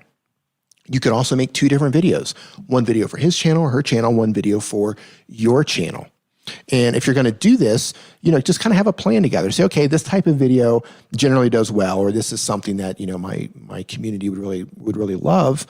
And then come onto your channel and come in with your hook. Let's just say, I'm just going to throw this out here and say, somebody clicks on the video and it's like, today I'm going to show you what to do if you get in a car accident. And to do that, I've brought in whatever, he's an expert at XYZ, and he's going to explain to you the details of what to do, right? And then bring him into the video that way. And then you end out the video, right? Do the same thing on their channel, but do it in reverse. Or do the live stream and just have a conversation, right? Come in prepared with a bunch of things to talk about. Say, okay, let's talk about these questions. Do a bunch of Q&A. You can poll your audience. You can ask them, hey, what questions do you want answered? Ask them on Twitter, ask them on Facebook, ask them from your email list. You run a poll if you have a community feed. Write all those questions down, do a live stream together. Or you could do 2 different live streams. One day you do it on his, a week later you do it on yours, and then go through and you answer those questions. That's how I would approach it. You could do it either way. There's no right or wrong way to do a collab. It's just a matter of trying to figure out what's the best way to provide as much value as possible to each other's channel, right? Because you're bringing that person onto your channel to provide value to your audience, and they're doing the same thing. So think of it in that terms. How do we give the most value possible to our communities? So that's the question that you should ask each other. How can we bring the most possible value to our communities? What do they need? What do they want? What can help them the most? And then both of you use your expertise to help each other's channel out. So hope that helps. Hey, Shelly. Always have a plan. I use Post-it notes. Post-it notes are great. Hey D, Peter North here, old adult film star. Great stream tonight. I know who you are, sir.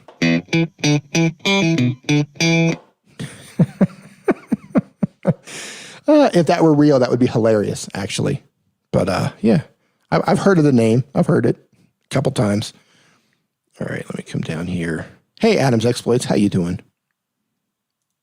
Okay, good idea. Thank you. Yep. Here's a perfect example, right? So Shelly saves the day. She doesn't put her, her entire name on there, right? She's put that buffer into play there. Somebody's going to have to put in the work if they want to figure out where Shelly lives. And by God, I hope that never happens, but just protect yourself. Let's see. Your live stream with RB and Nick was a great idea. Oh, with Roberto Blake and Nick was great. Yeah, I mean, you could do something similar. You could think of a topic. Like, okay, what topic are we going to talk about? What would be really helpful to our audience? And just use StreamYard. It's so easy to use StreamYard. And then I have links to that, by the way, down in the description. And just go in and just, have a set questions, set things that you're going to talk about, and just go through them. Don't overthink it. Oh, you've never done a live stream. Okay. That's okay. Then you could do a video format, right? Just say, okay, what type of videos are we going to make together? And just write that out. And then just say, okay, on my channel, we're going to do a video about this. Here's my hook. Here's what it's going to be about. And then I'm going to introduce you, ask them how they want to be introduced, and then ask them to record their part. And then you do the same thing for their channel. And then you just both edit it the way you want to edit it. Hold on here, scrolling through. Question, I've been doing a lot of shorts because of work, not doing longer videos regularly in between. Will that hurt a channel? Also, do shorts give you watch time? I heard both yes and no. I'm going to think yes on the watch time. I haven't heard anything either way definitively that says either way. The only thing I've heard about shorts is that it's currently not monetized. They probably will roll that out in the future, but it's currently not monetized. The official shorts, what they've got over in India. Yeah, I mean, it's a minute long. If you're getting a lot of views on that, yeah, it's going to compile up in watch time. I don't know how it's going to play with your channel. This is something that's so early that I will say this. A lot of really big channels are creating a second channel just for shorts. We don't know yet how these videos are going to play with long form content, right? Supposedly when this rolls out, it's going to be on its own shelf, just like YouTube stories. If it's on its own shelf, then theoretically, when you watch one short, then it goes to the next short, to the next short, to the next short. As it is right now, you don't have that. So you might watch a 45-second video and then watch next as a 3-minute video or a 7-minute video, and somebody might not be interested in that. So I don't know. This is something you're going to have to test out to see how it works for your channel. This is all new and it's not fully rolled out everywhere, and we don't have a ton of information from YouTube just yet about it. So I can't give you a black and white answer on that just yet. When I do have the answer, that's why I haven't made a video about it, right? It's a mobile thing. It's perfect for YouTube. It's something that would fit on my channel, but I don't have the answers just yet, and I haven't been able to get the answers that I need that make enough sense to where I can make a video to steer everyone in the right direction. So once I have that information, I'll definitely make a video about it. What do you do if someone hacks your YouTube channel? First of all, I'm sorry about that, but you did give me your password. Secondly, you want to reach out to YouTube. Go to Twitter and go to @TeamYouTube. I'm going to put it in the chat right here. @TeamYouTube. Reach out to them. Let them know what happened. Hey, man, good luck with your collab. Yeah, just don't overthink it. Just have a plan together to say, hey, let's talk about these subjects. You record your part. I record my part. Come in strong with your hook. Let them know what they're going to get in the video, right? And then introduce them properly, and then let them do their part. That's what I'm talking about. All right, next question here. Question is, October Scorpio. Do you think I create good, clear thumbnails? That's the question you ask. I'm not going to pull you up because I'm doing that over on Twitch, by the way. So here, and by the way, okay, so you are a channel member. So if you want me to actually dig into your thumbnails more, post that into the Facebook group, because there I can actually take time to dig into it more than I can here during the live stream, and that's what that's for. And also, I am doing channel reviews over on Twitch for those of you who are looking for channel reviews. But October, since you are a channel member, post that in the Facebook group as soon as you get over there. Just a quick gander at your channel here. I'm not sure what's going on with your channel. I'm not sure exactly what you're doing on your channel. It looks like it lacks clarity. So it looks like you're doing some shopping. Yeah, here's what I want you to do. You know what? I'm going to make a post right now. So for those of you who, hold on here, Facebook. Give me 1 second here. For those of you who have joined as channel members, oopsie, wrong thing. Hold on 1 second. I don't want to lose you guys, Facebook creators. So for those of you who have joined as channel members, I'm going to post a link in my community feed right now for channel members only. That is a link to our private Facebook group. Let's see, channel members. Here is the link to our Facebook group. Hold on here. Link. Please fill out the questions and list your channel on Facebook. Thanks. I'm going to tell you 1 second. Visibility, channel members. Boom, it's just posted. Okay, so if you're a channel member, head over to my community feed right now, and you're going to see a link to the Facebook group. Make sure you fill everything out there. Sorry, that took a while to get that filled out. In terms of your thumbnails, you know what? We've got a lot to talk about with your channel. There's a lot of things that we can do to improve your channel, and let's address that over on the Facebook group. Know It Fast asks the next question. YouTube says my channel does not comply with YouTube monetization policy. Oh man, I'm sorry to hear that. Let me see what they have to say about it. I'm going to see what how to add custom fonts, how to delete a playlist, how to make a private number from any Android. Okay, yeah, so they obviously think that you are making questionable content. Maybe it looks like you are doing some sort of a hack, how to play YouTube music in the background, right? Stuff like this, how to play YouTube music in the background on any Android. If that's something that YouTube does not naturally let you do, then you're going against their terms of service, which means you're not going to get monetized. So what you need to do, if they told you which videos are in violation, if they didn't, reach out to them and ask them, and then delete those videos, unlist those videos, privatize those videos, get rid of them, because you're breaking the rules, and you don't want to do that. I mean, there's nothing you can do other than go by the rules. YouTube giveth, YouTube taketh away. Don't ever forget that. Okay, Hyperplayer asks the next question. How do I make a montage without editing with what? How do I make a montage? What editing app do you recommend? You've got an Android phone, any video editing app that allows you to add layers. KineMaster, PowerDirector, any of the top video editing apps are going to allow you to make a montage. If you're using most of the free ones have very limited layering, if any at all, but you want something that's going to allow, multiple layers.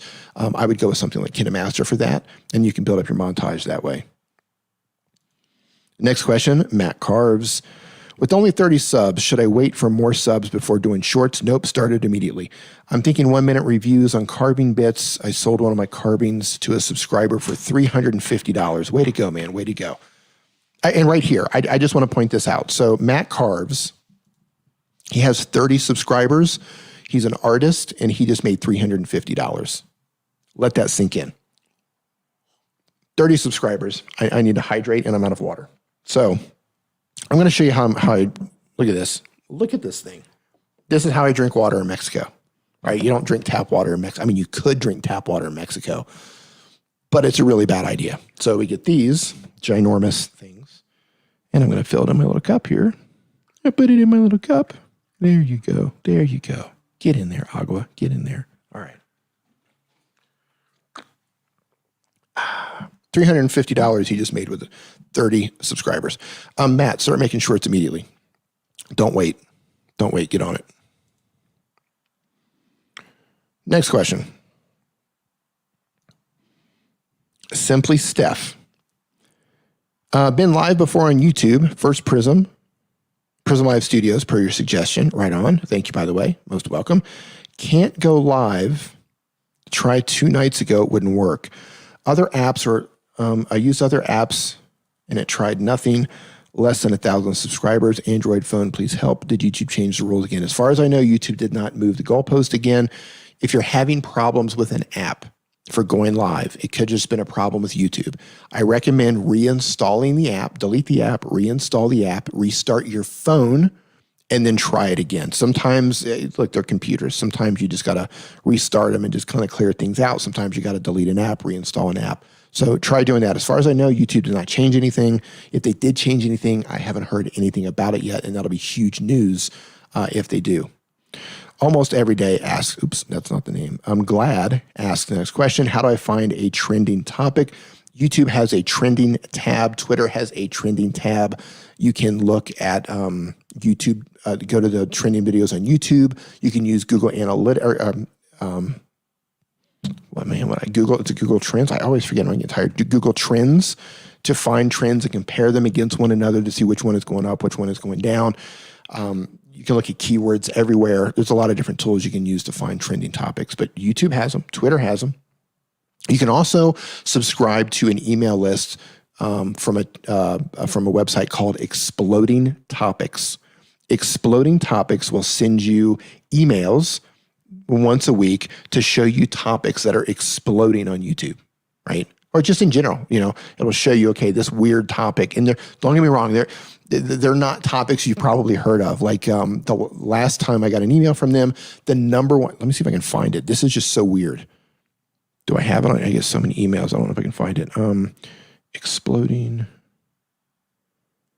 I get nervous. So I'm looking for exploding topics and I'm in my email. I'm just typing in exploding for a search. Like that's how you end up on a watch list.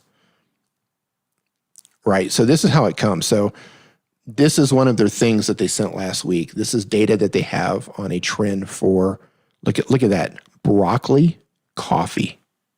Broccoli coffee. That's a trend. Look at this, Burrito.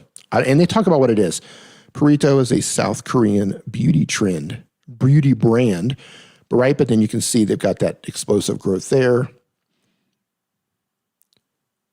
Non-fungal token. You can see that explosion there at the end. So they talk about what it is. They tell you about it. But these are weird. Nano influencers, right? Exploding topics. They'll send these directly to your email. It's free. Next question. Trendbago Life. I would like to thank you for your advice when you told me to set up my travel vlog and it's working. Thank you.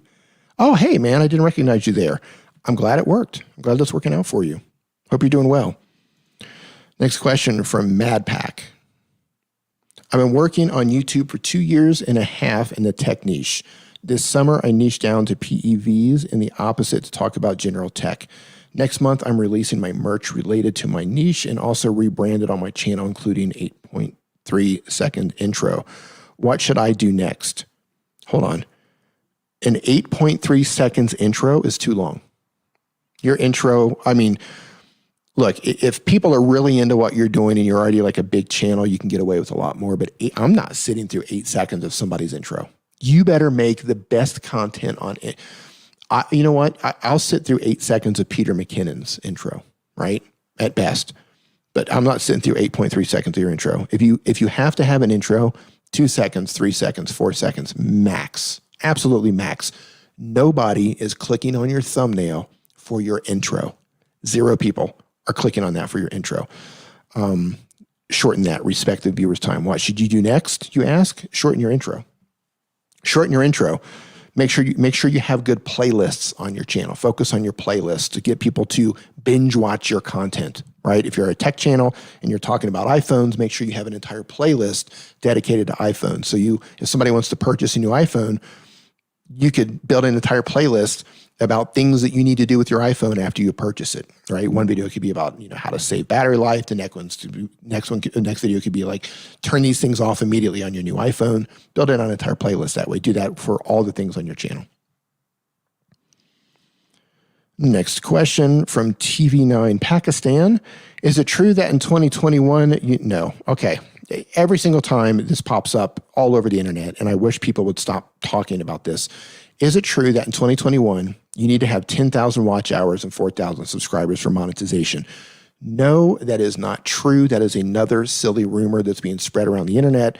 Anyone who's hearing these things, please unfollow, unsubscribe to anyone who's telling you about these things. Whatever groups you're in where these groups are talking about these new things, leave those groups. They are steering you in the wrong direction. Any YouTuber, any group, any social media influencer, whoever that is telling you about these things, stop listening to them, because if they'll steer you wrong about one thing, they will steer you wrong about all things. They clearly do not know what they're talking about. Stop listening to people who are talking about this. If you want to know what's happening with YouTube, YouTube has a blog. I'll drop it in the link right. I'm going to drop this in the chat right now. This is YouTube's blog. All right, this is YouTube's blog. And let me show you YouTube's official main YouTube channel. I'm going to drop their channel here. This is YouTube's official YouTube channel. So if you don't read about it in that blog, if you don't see it inside the Creator Insider channel, it's not true. It's not true. And you need to stop listening to those people. Next question. Simon said, Simon says Farms. How's it going, man? Can I add a moderator to a Pixel 3? Oh, can I add a monitor to a Pixel 3? Okay, that's a great question. If you have any sort of a device, let's say if you have an iPhone that's got a Lightning port or a USB-C, I don't know what connector the Pixel 3 has. If it's a USB-C connector, then you can get a USB-C to HDMI adapter, and you can run that HDMI out to a monitor. So that monitor's got to be able to accept HDMI. So if it has USB-C, the answer is yes. I don't have a Pixel 3. I don't know how it connects. If it's USB-C, the answer is yes. LMask OG asks the next question. I need more subscribers. That's the question. That's the statement. I need more subscribers. You actually don't need more subscribers. I'm going to look at your video. You don't need more subscribers. What you need is a focus. Your channel has absolutely no focus whatsoever. I have no idea what you're doing on your channel. I don't know what your channel is about. There's no clarity on your channel. Your channel makes no sense to me whatsoever. So you need focus. You need to know who you are making videos for. Who are you trying to reach with those videos? What do you want your channel to be known as? What do you want to be known for on YouTube? Get that clarity together, get the focus together. Stop worrying about subscribers right now. You need to focus. You need to focus on focusing. Focus on clarity. Focus on getting your game together because, man, you're all over the place. I have no idea what's going on with your channel. So no, you don't need more subscribers. You need a direction. You need to know where to go. Right now, you're going everywhere. And by going everywhere, you get nowhere. Next question. The Cubing Bear. I want to rebrand my whole channel to one that is more focused on camera gear and filmmaking. How should I go about it without having an audience with a negative reaction? Are there any tips to dealing with a backlash? So your video is the Cubing Bear. If I look at your channel, Cubing for Knowledge. Okay, so you have an entire channel about Rubik's Cube and you want to do a transition. Let me see how many videos you have on Rubik's Cube. I would start a new channel. You have way too many videos talking about Rubik's Cube. I would just start a new channel. Because here's what's going to happen. You've created a channel and a community around your channel that is all about Rubik's Cube. And as soon as you start doing other things that's not Rubik's Cube, you're not serving your audience anymore. That's not what they signed up for. So you're better off I would start a second channel. Don't do any cubing on there. And then let people know, write it in your description. Talk about it in a video. Don't make a video for it, but mention it in a video here and there that if they want to see your camera reviews or tech reviews, you have a new channel, right? Do it that way. Because you have way too many videos about Rubik's Cube. I wouldn't do that. Gulf Coast Granny, how you doing? My channel intro is about 3 seconds. Yep, that's perfect. And here's the thing, you guys, you don't even need a channel intro. I don't use a channel intro. That doesn't mean I'll never have one. But, if you look at your audience retention report, that graph inside of YouTube Studio, and right at the very beginning where your intro is, you see that people are leaving, you might want to remove the intro. Test it. You got to test it and see how it works. Do you remember me? You're Phantom Pack. Of course I remember you. USB-C. Okay, yeah, it's USB-C. If it's USB-C, man, I wish I could use the force. I have an adapter right out of reach. It's a USB-C to HDMI. I don't know how big of a connector it will send it out to. Also, you could also use something, a Pixel 3. I've never owned a Pixel, but there should be something in there where you can broadcast your phone to a smart TV. So if you have a smart TV and your phone has a feature in there to send, if you want to watch YouTube or something and you want to just send your signal, it should be able to do that wirelessly. And if it's USB-C, if you get that little adapter, USB-C, HDMI out, HDMI to your, from the phone to the monitor. It's the same way. So if I use my Samsung is a USB-C. If I want to display that screen on my computer, USB-C to HDMI out, HDMI cable into a capture card into my computer. Because my computer is not an actual monitor, it's a computer, so I need a capture card. But a TV, you don't. So yeah, that should work. I love watching ants. Ants are crazy. Ants are crazy, and it's one of the things hey, Novo Ants, how you doing? Hold on, somebody said congrats, Novo Ants. Where you at? There you go. I finally got monetization on YouTube, being reviewed now. Huge thanks to you, D. Couldn't have done it without your help, man. Congratulations. Ants are weird. Ants are creepy. It's one of the things that I don't like about living in Thailand is because it's like, subtropical. It's hot. It's humid. You cannot escape the ants. Like if you eat food and you leave the food on the table for like 20 minutes, you're going to get ants in it. I hate that. Where I am in Mexico, I haven't seen it. I haven't seen an ant in months. So there's that. Please. No idea what's going on. Let's see here.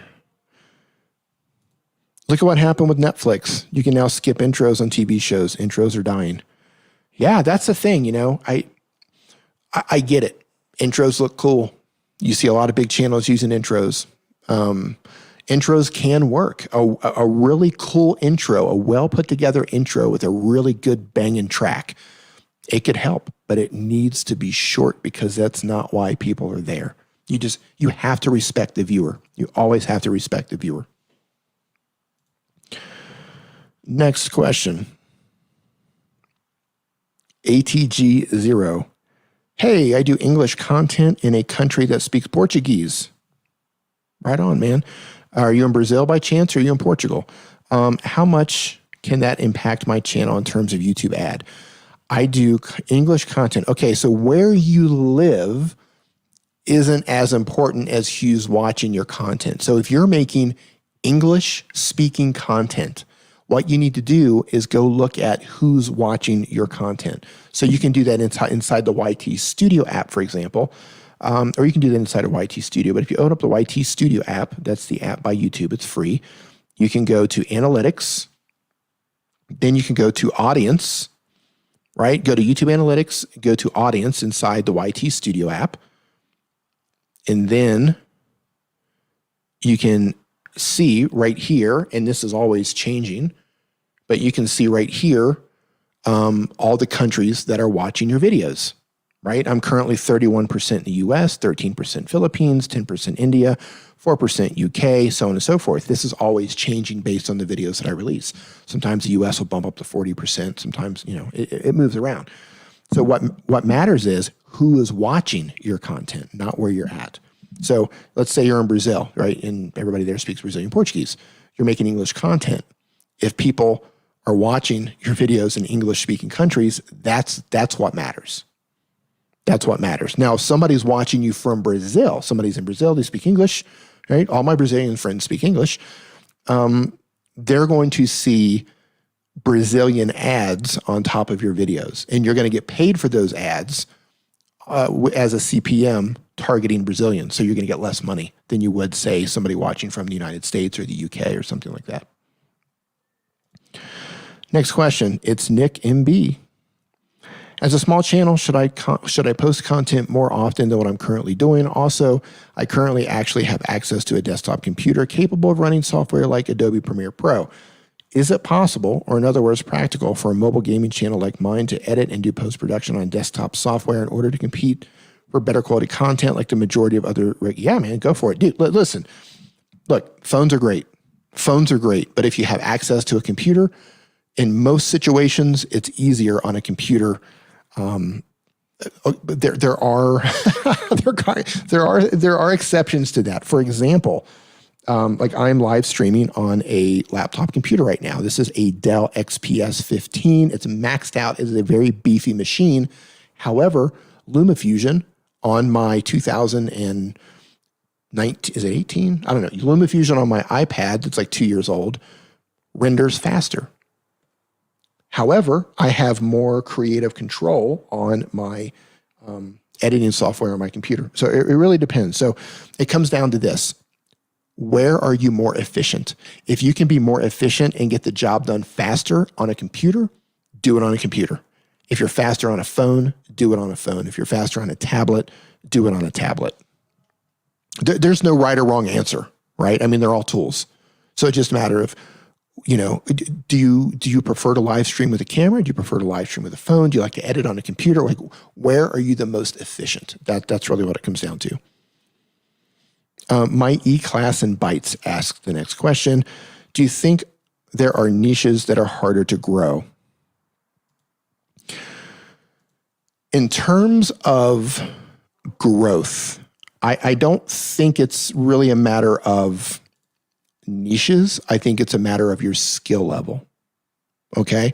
What I mean by that is if you don't have any skills, if you don't know how to communicate, if you don't know how to tell a story, if you don't know how to get your message out there, if you don't know how to make a thumbnail that gets clicked, if you don't know how to make a video and edit that video to where it keeps people watching, if you don't know how to optimize your YouTube channel to make binge sessions, if you don't know how to promote your stuff, right? If you don't have these skills, every single niche on YouTube is going to be very difficult for you until you build these skills. But once you have these skills, suddenly YouTube becomes a lot easier. You follow me? So, right now I teach people how to make content on their phone. Hey, Sammy, how you doing, man? Right? I help people succeed on YouTube using their smartphone, how to live stream with their smartphone on YouTube. That's what I do on my channel. Because I am now more experienced with YouTube, I understand how things work. I understand the importance of specific data. I understand how to make very high click-through rate thumbnails. I understand how to edit. I understand how to present. I understand how to communicate. Of course, don't get me wrong. There's always room for improvement. I'm not saying I'm perfect by any means there. There's a lot of room to grow here, but I understand the basics of it. So if I started a second channel doing something else, and I wanted to be serious on the channel, like, hey, I want to make a second channel that's just as successful or more successful than the one I currently have, there's a good chance I can do that because I've built the skills in order to do that. Doesn't matter what it is, right?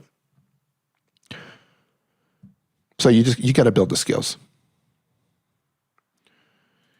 Is it okay to have more than one niche? It is. Yeah, like if you have a channel and you're talking about all sorts of things on the channel, you can do that. But you have to understand that if you're not growing and growth is your goal, and like, hey, I want to grow a YouTube channel, I want to be successful on YouTube, I want to make a living, and you've got all this scattered content and you're not growing, then you might be too scattered and it's just not working. That's when I recommend focus. If you come to me and say, hey, D, I want to be a full-time YouTuber. I want to make a living. I want to just get paid and just be a great YouTuber. I would say, okay, focus on one particular niche and just go all in on it. And you're like, hey, I don't want to grow. I'm just having fun. I don't really care about growth. I just want to make the videos that I want to make. And then I would say, make whatever videos you want to make then. Then it doesn't really matter.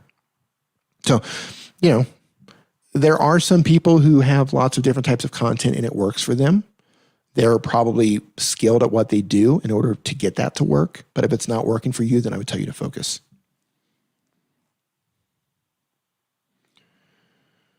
Let me see what I've missed. D, if my channel blew up today, I'd be lost. This is the truth. So many people talk about, okay, I hear you, how many people would love to have a viral video? Type in yes right now in the chat. If you just like, man, I just need a viral video. I need a viral video. Or I wish I would get a shout out from PewDiePie. Or I wish Casey Neistat would give me a shout out. How many people kind of have this mindset? Because this is so important. The thing is, if your channel blows up, if you get that shout out and you're not ready for it, by not ready for it, I mean, you don't have the systems in place. You don't have playlists put together. Your channel's not optimized. Your channel's all over the place.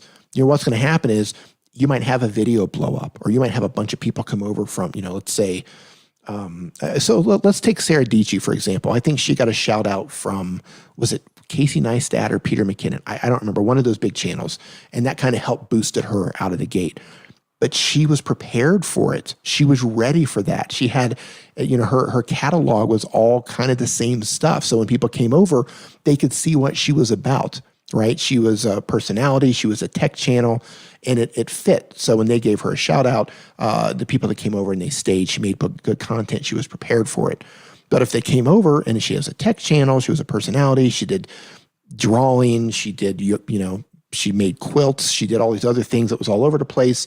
She probably would not have been so successful because her content was a bit all over the place, or her channel just wasn't optimized. Her thumbnails were a mess. Her titles were a mess. She didn't have playlists together. She wasn't using cards or end screens. Like, you need to have your channel optimized and be ready when that growth happens, because you can truly take advantage of growth when it comes. Fly Ride, what's happening, my man? See, if Fly Ride if Fly Ride hit a viral video, 5 million views, he's ready for it. He's ready for it. He has built an entire library that's connected. All of his content is connected to one another. He's ready for it. Nick and I did a presentation at Vid Summit last year. The whole presentation was how to optimize your YouTube channel. You have to be prepared for that, because what happens, a lot of people get the shout out. A lot of people hit that one video and then it just kind of falls away because they're not ready for it. I know a lot of people who have had one video just explode. Sometimes they get a shout out there was one person in particular. They got a shout out from a big channel. They had one video just explode. They didn't have an end screen. They didn't have cards. They didn't have a pinned comment. All of that traffic went to that one video, and they just hit a wall. They didn't go anywhere else. They could have used that traffic, cards, end screen, pinned comments, links in the description, to filter them out to different videos that were like the one that they came to, and that could have just elevated the whole channel. They got a little bit of growth from it, but they could have gotten a lot more growth if they would have been ready for it and they were completely optimized for it. But Fly Ride, my dude's ready. Guaranteed that dude's ready. And you've got other things too. Like, are you ready to answer 1,000 comments a day? I mean, you don't even have to have a viral video for that. I think last month, because YouTube sends you those notices every month to let you know how your channel does. I think I had 15,000 comments across my channel last month. 15,000 comments last month. Are you ready? And I don't even have a viral video. I do not have any viral videos. And I'm getting 15,000 comments a month. Can you imagine like knocking out a couple of videos with like several millions of views on each? Woo. Yeah, you got your work cut out for you. Aloo, why you lie too much? Because you're so gullible and you believe it, Mr. Joker. Thank you, brother. Let's see. Ready, not ready. That's what I'm talking about. Club fillers. No, I'm not looking at channels today. So here's what I'm doing. I have started doing channel reviews over on Twitch. I dropped a link to the chat right now. If you see me live streaming on Twitch, that's where I'm going to be doing channel reviews from now on. I just have to come in and laugh at this again. Aloo, why you lie too much? Oh my God, that's great. Why you lie too much? You make me laugh, my man. You make me laugh. Hey, Caleb McCool. How you doing? I'm doing well. Hope you were doing well, Caleb. Caleb McCool. All right, here we go. Next question. Did I answer this one already? Mike, how you doing, man? I'm just going to call you Mike M. It makes it so much easier.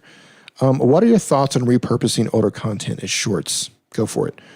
If I'm doing a series on InShot, is it okay to change the thumbnails for newer videos? Yeah, man, go for it.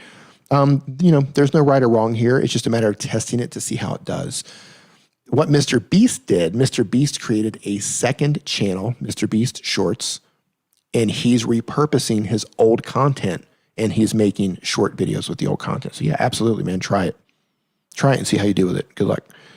Next question from Poutine Pinoy. Hey, how you doing, man?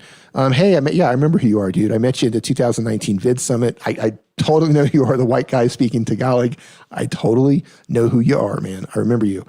I'm coming in on 60,000 subscribers, right? Way to go, man. And I'm wondering what's a good way to pitch for brand deals to a company, particularly for ones that I feel passionate about, such as Videoleap, having depended on it for 2 years.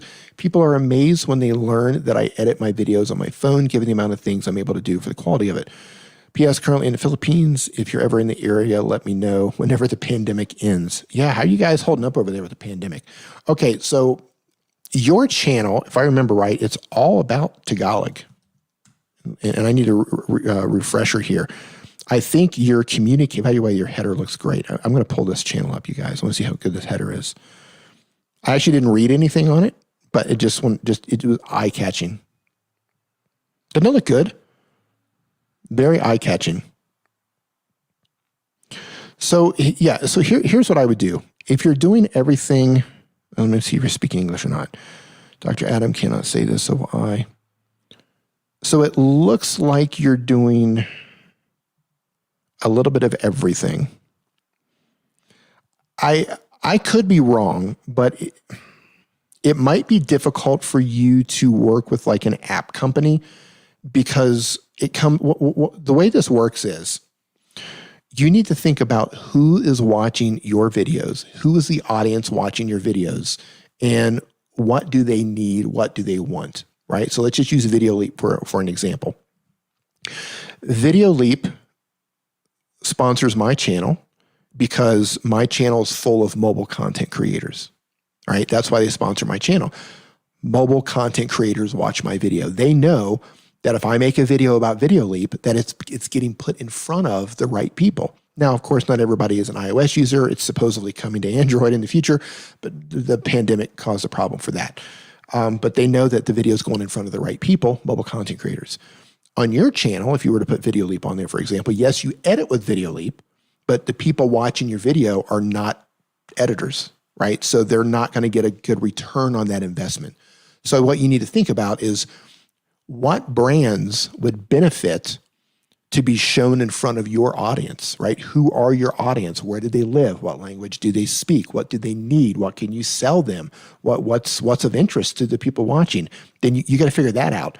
Then you approach those brands, right? Those are the brands that you approach. I mean, maybe you could go after like a language speaking app or some sort of a company like Duolingo, for example, right? Maybe reach out to Duolingo. Be like, hey, I've got this channel. It's English speaking. It's Tagalog speaking. This would be a great fit. So I could teach English speakers how to speak Tagalog, and I could speak, well, a lot of Filipinos know how to speak English, but you know where I'm going with that. Like something like that might be a better fit for you.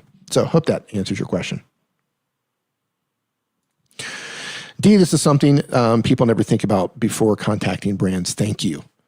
Yeah. Well, right here, this guy right here, right? Here's an app company right here. He can tell you straight up right here, you have to make sure that your audience is in alignment with the brand because it all comes down to this.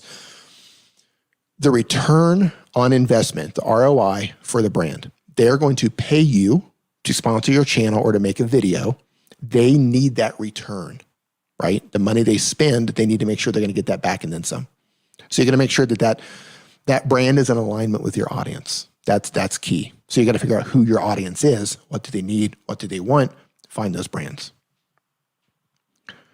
15,000 comments. Yes, that's why I'm way behind. So I say in my videos, anytime you might notice that I've backed off.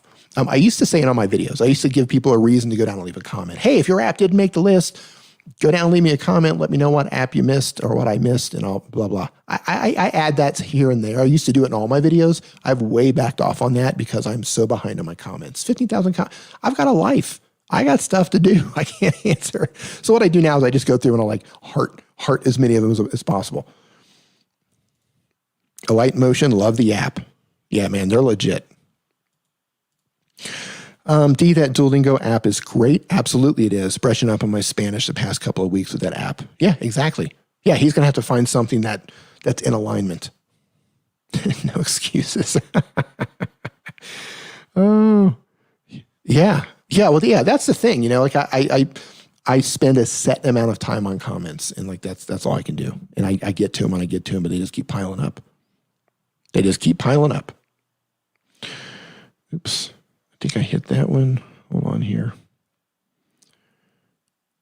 Scrolling through, see what I missed here in the chat because I wasn't looking at the chat. Hold on. Is it easier to stream on Twitch or record videos on YouTube? Okay, first of all, I just started streaming on Twitch and I'm a complete noob on Twitch. I've made a couple of streams and I can't get them to show up. Afterwards, the replay just disappears. So I'm not the Twitch authority, but I will say this, in terms of discoverability, nobody can find you on Twitch, right? Twitch doesn't have an algorithm for people can find you. YouTube has an algorithm for being discovered. YouTube is a place you want to make content. If you want to stream on Twitch, my strategy would be this: build a YouTube audience, get discovered on YouTube, and let them know that you also have a Twitch channel and you're streaming over there as well. For example, right here, I started doing channel reviews over on Twitch. So if you want your channel reviewed when you see me streaming on Twitch, I'm dropping a link into the chat right now.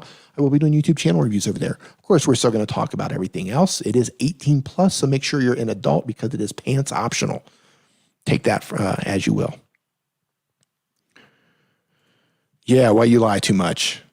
I'm just trying to mislead you, man. Like, that's all it is. My day, I wake up. Here's the thing. I'm just going to put it out here right now. I wake up and the first thought in my mind is, how can I mislead these people?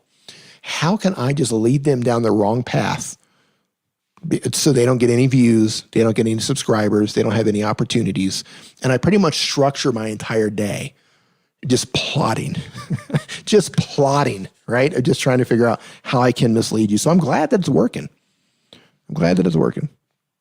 Mr. Beast, yeah, Jimmy is literally a genius. Like, no joke. No joke. The dude was a millionaire in high school. Wrap your head around that. Imagine being a millionaire in high school. Do you think you ever get a viral video? I don't make the type of content that's necessarily going to be viral, right? Like, I have a video that's got like 1 million views on it, but it's not viral. It wasn't explosive growth. So let's just say I didn't make this video because I just didn't feel like making it. So Facebook just came out with dark mode. If I would have been on top of things, I would have made a video as soon as it came out. Here's how you turn on dark mode in Facebook. Maybe I can get 100,000 views on that in a couple of days if it really hit. But that's not really, I mean, I can do that anyway, over the course of time with certain videos. So making tutorial content is not really something that's going to be viral because you don't have that many people looking for that stuff. But like, I had a viral video that was recommended to me. It was like hundreds of thousands of views on it, and it had only been live for like, a day or something. And it was like this guy who was feeding raccoons. He just like has like a bucket of food and he goes outside and feeds raccoons. And literally there was like 50 raccoons that just crawled all over him and he was just eating the food or, something like that. I don't make that type of content. Tech for your needs. How you doing? How you doing? All right, next question. Mad Pack says, I've been working for 2 years. Okay, answered that question already. Leadership with Mike. How you doing, Mike? I've been stuck gaining 500 subs per month for a long time. How do you break the plateau? Great question. Here's what I would do to break that plateau. Mike, I would go into your YouTube analytics, go into YouTube Studio, look at the videos that have brought you the most views and look at the videos that have brought you the most subscribers within the past 90 days. Don't look at all time. Look at the past 90 days. That's something that's relevant that's happening to your channel right now. Look at what has worked the best for views and subscribers over the past 90 days. And I would start making more videos like that because those have connected. And I'm not talking about just like, oh, this, I got 20 more views on this one. Look for the breakouts, right? Let's say, let me pull up your channel really quick here. So let me see here. Probably your thumbnails look really cool, man. So let's just say theoretically you have, here, I'm going to pull you up. I'm going to share your channel here just because I like your thumbnails. Let me pull this off. Take that, oops. Come here, leadership with Mike. I love how these look, man. That looks really cool. Get your branding on point here. So you've got some, 100, 166, 180. Those aren't really breakouts. I'm looking for something that maybe stands out. This stands out to me, right? That's double what you're normally getting. Then so are some of these are a little bit bigger too, right? 3 weeks. All right. So yeah, so this whole section right here, look at this. These, I'm going to focus on this one and these right here. And I would do this across like an entire 90 days. And I would look for the ones that are significantly bringing in more views. Like these are double, if not, triple, almost triple, some of like 5, 10. Like people responded to these. So I would double down. I would make content similar to these. Like you've already got like dealing with imposter syndrome at work. Okay, that did well. Well, find different ways to talk about imposter syndrome. Here you talked about it at work. Find different angles where you can have that conversation and then make another video similar. But it's a different conversation, but it's still about imposter syndrome. Leading through difficult times. I don't know what that full thing is, but figure out a different way to have that conversation. And go through your entire library over the past 90 days. If you want more subscribers, find the ones that brought the most subscribers, make more like that. If you want more views, which I would go for, find the ones that have brought in the most views over the past 90 days, and then focus everything on making more videos like those. But I just love your thumbnail style, man. That looks great. That looks really good.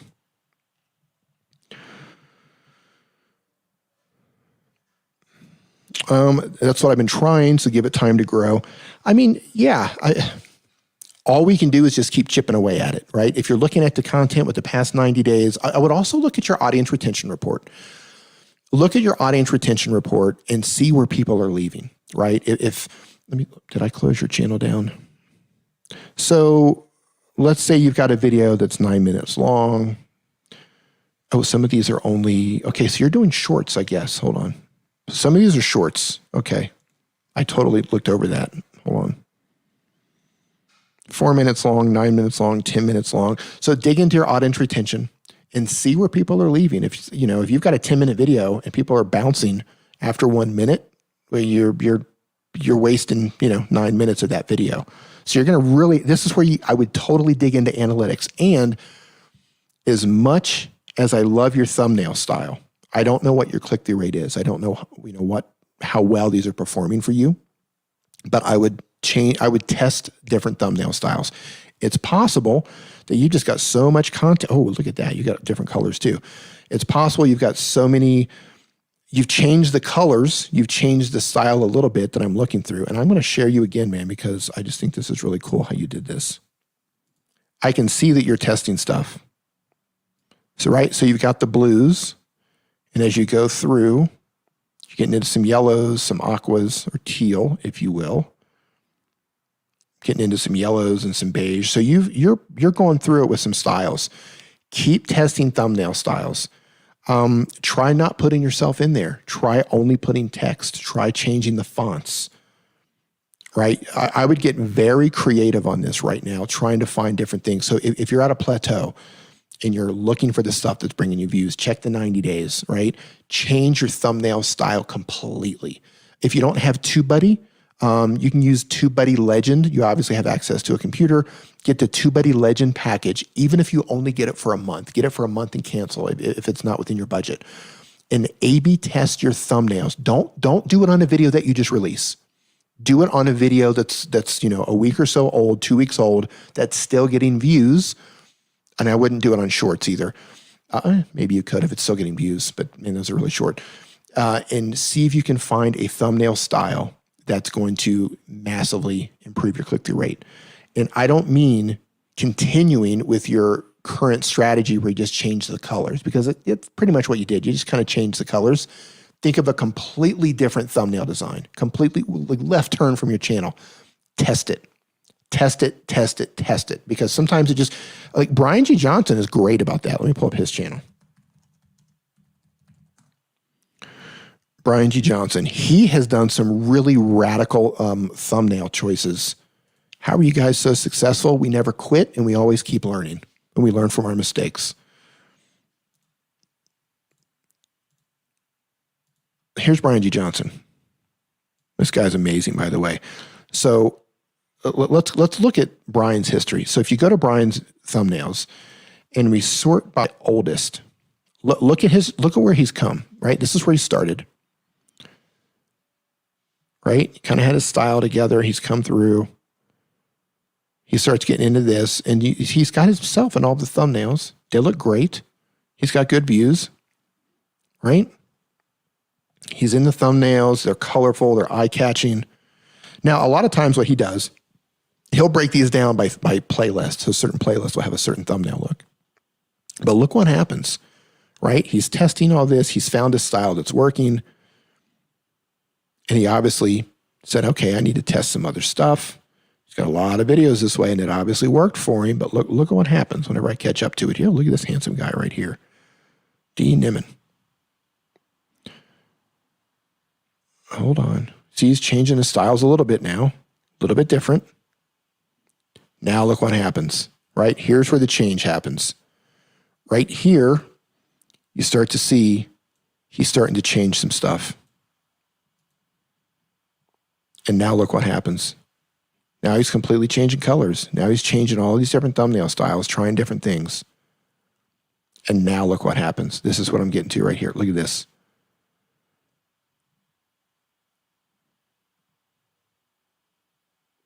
Wait, I'm not even looking in order. Am I not looking in order? But you see what I'm talking about? Like he's just, look at that. Look at how simple some of these are.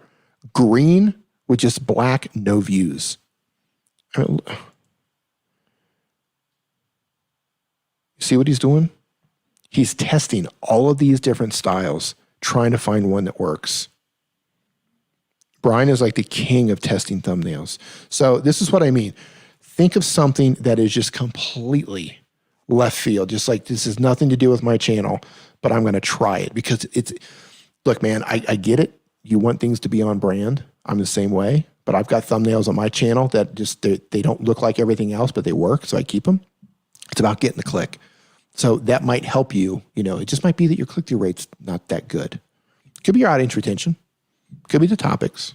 Could be your thumbnails. So I would test all of that stuff. Pia coming in for the need the good night funk to go to bed. Okay, so Pia, here's what we're going to do, Pia. We are going to give you, we're going to tuck you in. We're going to give you some Betty Bye tuck you in funk so you can go off and you can count sheep. And we're going to do it like this.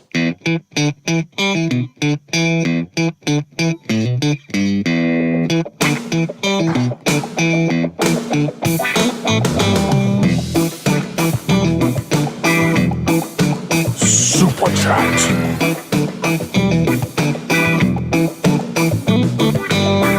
There you go, Pia. Sweet dreams. Have a good night. Oh, man. Brian G is awesome. Yes, he is. Golf Coast Grandy did my first shorts today. Can we use custom thumbnails for shorts? I believe you can. I believe so. I haven't uploaded one on YouTube yet because I'm not sure how it's going to play with the rest of my content. I'm uploading to TikTok for my short form content. I don't know enough about shorts yet to put it on my channel. I might test it and see. Should we change the size? YouTube does not pick the best photo. If it allows you to put a thumbnail in, put a thumbnail in there. I haven't even tried to upload one yet.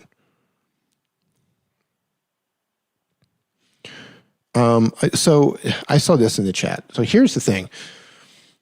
Some people start a YouTube channel and they're just off and running. Things just work. But for most people, it takes a lot of work, a lot of practice. What you don't see with the successful YouTube channel is you don't see all of the practice that came up to this point, right? You don't see the hours of the years. You don't see the years where somebody learned how to use Photoshop and for years. You don't see somebody that worked as a music producer for years or maybe a decade before they started a YouTube channel. You don't see all of the behind the scenes. I think Peter McKinnon, I think it's the second time I've talked about this. Peter McKinnon, during his Vid Summit speech, talked about, he's an overnight success, right? But all you see of Peter McKinnon is you see that the top of the iceberg coming out of the water. You don't see that massive part of the iceberg that's under the water. You don't see the 2 decades of hard work and the other jobs that he's worked that have helped him become the person that he is and how he's comfortable in front of the camera. He's had all kinds of jobs, and he used to film videos for magicians and that sort of thing. So he had tons of experience. But you just see Peter McKinnon's an overnight success. No, he had 20 years of experience. So when he started his channel, it worked. So that's a lot of people who have success on YouTube. They have a background in years and years and years and years and years of work of experience, and they don't quit and they keep testing things. A lot of work, years. Yeah, exactly, man. It just lots of years. I personally, not the app, made at least 20 terrible YouTube channels before I got a job in it. Right? There you go. Like you have to fail and fail a lot and try a ton of things. And yeah, man, it's a journey. It's a journey. So when somebody says, oh, wow, you just blew up. Like you didn't just blow up. I mean, it takes a long time. I've been doing this for 2.5 years, and I've had a lot of success on my channel. A lot of that was because obviously my brother is Nick, and I've got to know a lot of great creators like Brian G and Roberto Blake and Daryl Eves and stuff like that. And yeah, it definitely helps if they share your video out and that sort of thing.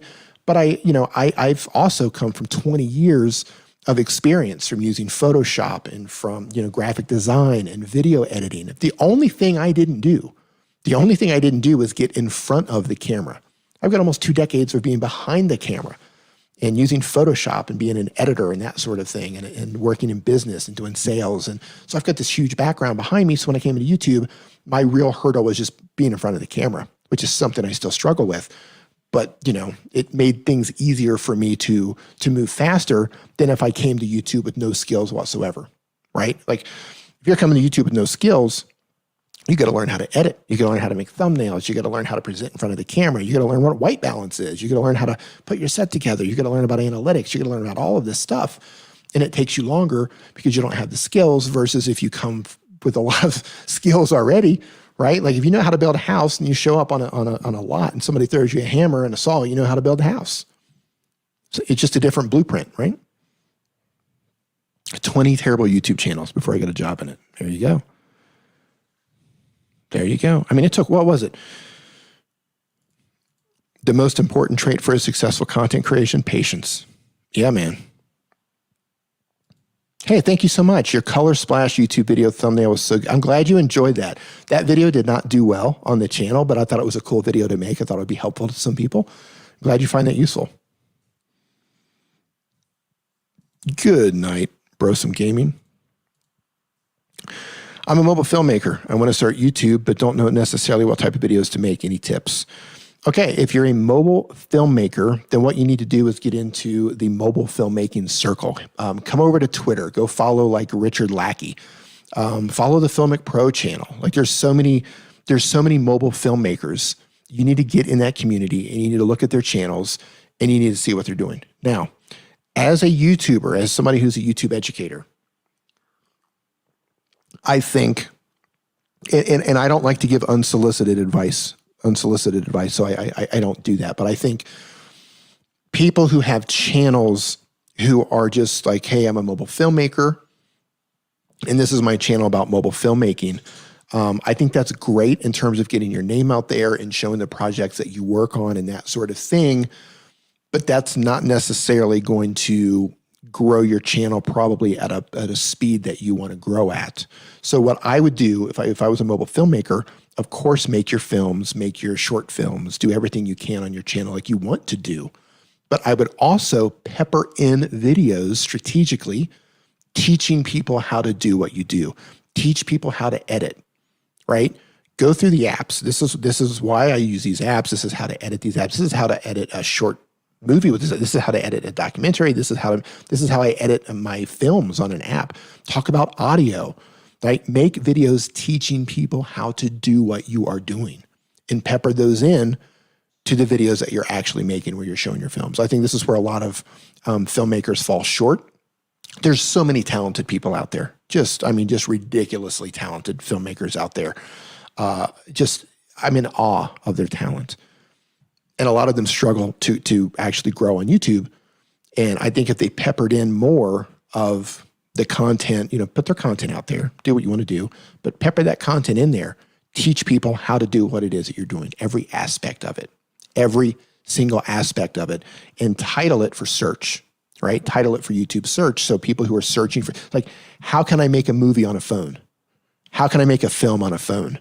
What's the best microphone for a phone? How to edit on a phone? What's the best video editing app for a phone? There's just so many things that people are searching for. That's why I built a channel on those exact questions. If I was a filmmaker, I would do exactly what I'm doing now, but I would do less of these, and I would also add some of my films in there as well. Because these guys are super knowledgeable. They know all of this stuff. more than I do. They know more about lenses and they know more about, how to shoot things and how to light things better. They know that way better than I do. And they should be making videos about that if they want to grow their channel. So that's what I recommend to you as a filmmaker. Think about, because it's all about discoverability, right? It's all about discoverability. And a weird thing happens when you're on YouTube. Yes, I can see the chat. You have been seen.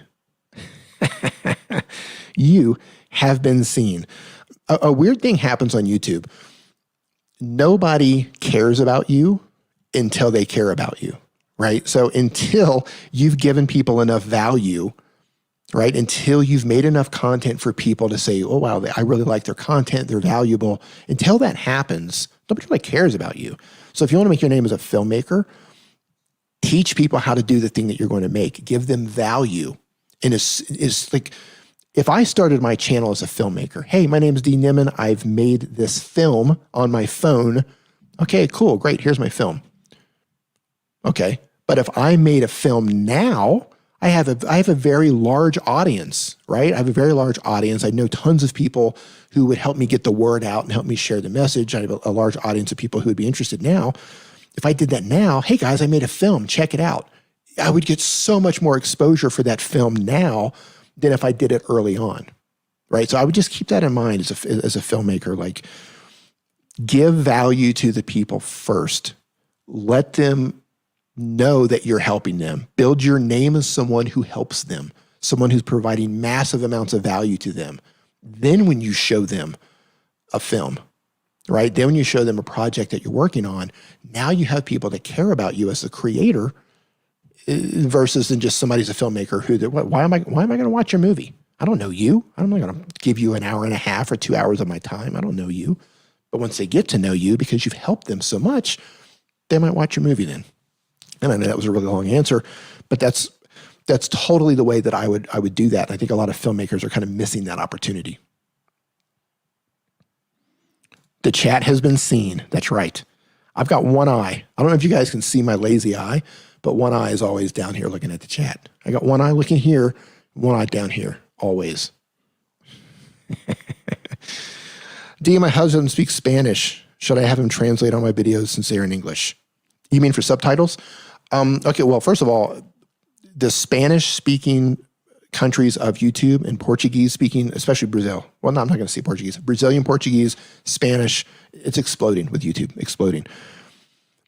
If you speak in English and you want him to write subtitles in Spanish, that's as far as I would go, right? You don't want to segment your audience. Like if you speak English, put your titles in English, your description in English, everything is in English so you don't confuse YouTube and you don't segment your audience. But if you want him to write subtitles in Spanish, you can do that. However, I don't necessarily know I would put in the work on that until you start to grow your channel. And if you notice, hey, I'm starting to get some viewers in Peru, or I'm starting to get some viewers in Mexico, then I might put in the work to put some subtitles in there. But I would not do anything to change your English titles or description or any of that stuff. Subtitles at most. Yes, that's creepy. Yes, Gary, yes. Getting deep into the comments is the best way to connect. That really helps for us. Yeah, man. Yes. DC's all. All right, next question. Nightmare Chicken. That's the channel name. You have my full attention, Nightmare Chicken. I don't even know what your channel's about, but I'm going to pull you up. I know I said I wasn't pulling people up, but Nightmare Chicken, I got to look at your channel. I have to see your channel. You let me down. You let me down, Nightmare Chicken. Oh, my goodness. Hold on. I'm kidding. You didn't let me down, but I want to see what you're doing here. Nightmare Chicken. You have the greatest branding opportunity of anyone in the chat right now. Nightmare Chicken. Like I don't know what you're doing here. What are you playing? You're playing games or something? You're playing games. You're cubing. Happy anniversary. Okay, so you're a bit all over the place. You don't really have a focus yet. Nightmare Chicken, that kind of works with the name, but you have the coolest brandable name. I would have like an artist just draw crazy. Like I would have multiple t-shirts and cups of just like it's the craziest looking chicken possible. I wouldn't even like put YouTube on it. I would just try to sell like nightmare chicken shirts. Just crazy chickens. What was the question? I don't know what the question was. Oh, can I be successful with a phone even though I can't always upload consistently? Yes, your phone is just a tool. Mr. Beast got his first 100,000 subscribers using a phone. You can be successful on a phone. The problem is uploading consistently. But if you're in school, I get it. Upload whenever you can upload. But the more you upload, the more opportunity you're going to have. So your phone, absolutely. Try to be as consistent as possible. Even if you only have to make shorts right now, YouTube shorts, figure out how to do that. 1-minute videos, just do whatever you can do. Next question, Captain Ballhog, second interesting name of the night. What do you think about Cascal YouTube channels where different freelancers make your whole video good or bad in your opinion? What do you think about Cascal YouTube channels? I don't know what Cascal is. I got to look this up. What is a Cascal channel? The Cascal before the fame, the Cascal, what? I feel like I just missed out on something. The Cascal. I can't answer this question. Can somebody explain to me in a very short sentence what Cascal is? Nightmare in Chicken Street. That's what I'm talking about. What does Cascal mean? I've never seen this word before until tonight. So I'll come back to your question because I don't even know what it means. What do you think about Cascal YouTube channels where different freelancers make? Yep, I don't know, man. I can't answer that one. Captain Ballhog. El Refugo de Adanii, how to grow a YouTube channel based on music. That depends, man. Are you making your own music? I'm going to look at your channel here. You are doing covers. I need you piano tutorial, my sins. Okay, so you're a little bit everywhere. You're showing people how to do some things on your channel. So here's what I would do. I would teach tutorials and teach them how to play music, how to play XYZ on a piano, how to play XYZ on a piano. That's what I would do. I would also go over the basics, how to play piano as a beginner. 5 things you need to know to play piano. I would approach it that way. Next question. Sisters Fun TV. Nice video camera to buy for less than $500. Here's what I would do. I would save up a little bit more, or actually I think Black Friday is coming up at the end of the month. I would pick up something like the Sony ZV-1. That's what I'm streaming with right now. In my opinion, this is the best budget camera that you can buy. The M50 is also good, but I love the Sony ZV-1. I think normally it's around $700, but Black Friday is coming up, so that price is going to be slashed. If you can borrow $100 or so, you're probably going to be able to find some great deals on that camera. Under that, beyond that, I don't know. I haven't looked at any budget cameras under $500. The Sony ZV-1, I'd save up a little bit more and get it if you could. And Moozing asks the next question, how does YouTube algorithm work and how to beat it? How do you beat the YouTube algorithm? So I talked about the YouTube algorithm at the beginning of the stream. So go back and watch the playback. In a nutshell, the YouTube algorithm follows the audience. The YouTube algorithm is trying to predict what the audience is going to watch next based on the viewer's user habits, right? How do you beat it? You don't beat it. All you do is you make videos that people want to watch. If you make videos that people respond to, it comes down to this. Make thumbnails that people click on, make videos that people watch. That's it. And if your thumbnails get clicked more than other thumbnails that are competing for the same title, and your video is getting watched more than videos that are competing for the same title, your video is going to surface on the platform. You're going to rank higher for that. So make thumbs that get clicked, make videos that get watched, right? Algorithm follows the audience. If the audience is watching your videos, algorithm follows that. They're going to show your video to more people, so on and so forth. That's it in a nutshell. Glue Guns and Roses, I'm glad you made it. Thank you. Fashionably late. Greetings from Mexico. Hey, I'm also in Mexico. Where are you at? Cash Cow, probably referring to those passive income channels. Yeah, maybe. Passive income channels, the fake gurus. Yeah, possibly. I'm not sure. Like make money. Yeah. Is Fiverr good to use? Oops. Is Fiverr good to use new and wanting to grow my channel? Fiverr is not good to use if you're looking at them to buy views and subscribers. There's a lot of people offering those services on Fiverr. Hey, we'll watch your video. We'll get no. Avoid that like the plague. Sub for sub, buying views, buying subscribers, it does not work. Unfortunately, the only way that works, you just got to make a lot of videos, right? You got to have a focus. You need to know who you're making the content for. You need to have a direction, have a focus, and just make a ton of videos, right? 50 videos, 75 videos, 100 videos. Understand that this is going to take a long time. And you're going to get better along the way. Every time you make a video, you're going to get a little bit better, right? You're going to become a little bit better at presenting, communicating with the camera. You're going to be a little bit better at editing. Once you get around 100 videos, you're going to say, wow, I'm actually getting pretty good at this. This takes a while. So don't shortcut it. It doesn't work because you're buying fake views, fake subscribers. YouTube sees that, and that doesn't, all you're getting is a subscriber number. That doesn't actually grow your channel. You need real views. You need real watch time. How long do you think you can keep doing this, D? Are you talking about this live stream? Or are you talking about how long I can do YouTube? Those are two totally different answers.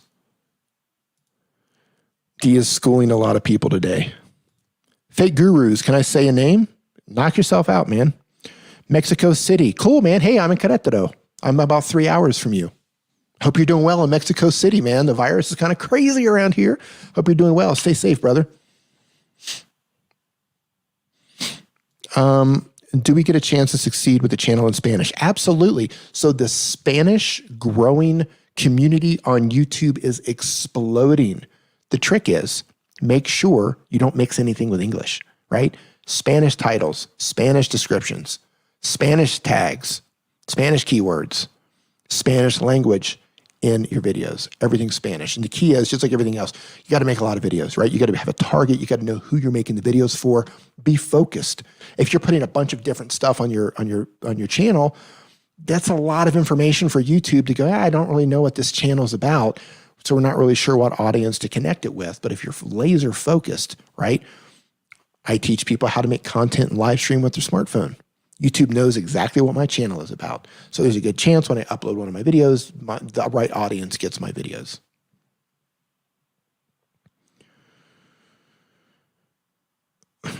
I can do this all day. Yeah, totally. I can do this all day. How long do you see yourself doing YouTube in the long run? Here's the thing. YouTube is a traffic source. YouTube is a traffic source. That's it. YouTube could close down tomorrow and there's going to be another platform that will become the traffic source. That's the way it is, right? I'm using YouTube right now as my main traffic source. I'm building my personal brand on YouTube, right? But if YouTube goes away, there will be another replacement. The majority of my money is actually made off YouTube and through sponsorships and those sort of things. I've made relationships with the companies. So if we go to another platform, YouTube goes away, something else comes up, I'll keep on running there until I don't want to do that anymore. So I don't think it's a matter of how long I'll do this. How long can I do it? I think it's more of a matter of how long do I want to do it. Because my demographic is going to change too. The older I get, my demographic is going to change. Like right now, I have a good base of younger people watching my content. But let's say YouTube is still around 10 years from now. I don't know if I'll still be making content about phone in 10 years. Like the technology that's going to be happening between now and the next 10 years, like something new could come along. We might have holographic watches that you can do. I mean, we don't know, right? So I'm going to transition as time goes on, and my demographic is going to change the older I get, right? When I'm all grayed out completely, I'm probably going to pull in an older demographic. That's just the way it is. So I'm going to have to adjust my content for that. So I'll do this as long as I want to do it. And if it's not YouTube, it's on something else. You can't stop me. You can't hold me down. Next question, Brosome Gaming. How can I increase my views and subs? But do you know how I can reach more people? All right, you need to go to the YouTube Creator Academy. I've answered this a couple of times throughout this live stream. Go to Google, type in YouTube Creator Academy. It's a free series of courses created by YouTube. It's the instruction manual for YouTube. It's going to answer this question in great detail. That's what you need to do. Get rich or die scratching. Can you look at my channel and give me quick feedback on my thumbnails and titles? Nope, I'm not doing that here. But if you do want channel reviews, you can either become a channel member or you can go follow me over on Twitch. When I do Twitch live streams, I will be doing channel reviews there and I will be looking at thumbnails there. That's where I'll be doing that. Next question is from Raymax Kitchen and Grill. How can I create a clear and smooth live cooking video like your live setup? That's a great question. So my question to you would be, I guess your name is Ray. It says you have an Android. Do you only have an Android or do you also have access to a computer? Well, I'm going to look at your channel real quick here.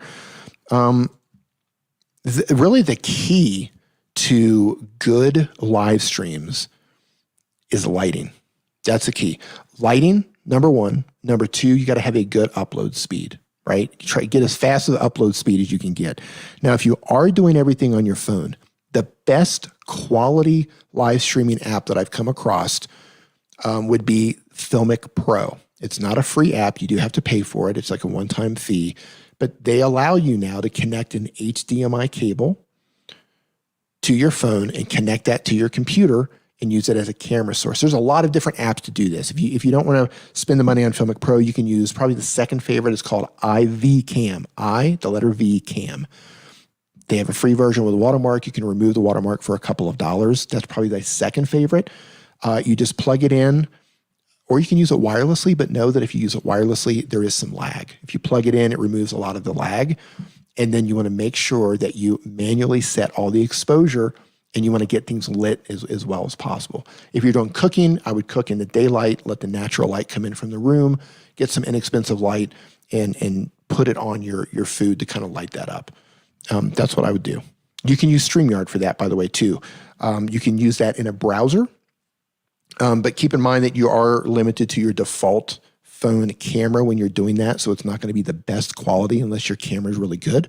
But you can go to StreamYard.com and use your phone for that as well. But lighting and upload speed is probably key on that. Got a super chat. Chris Sears, thank you so much.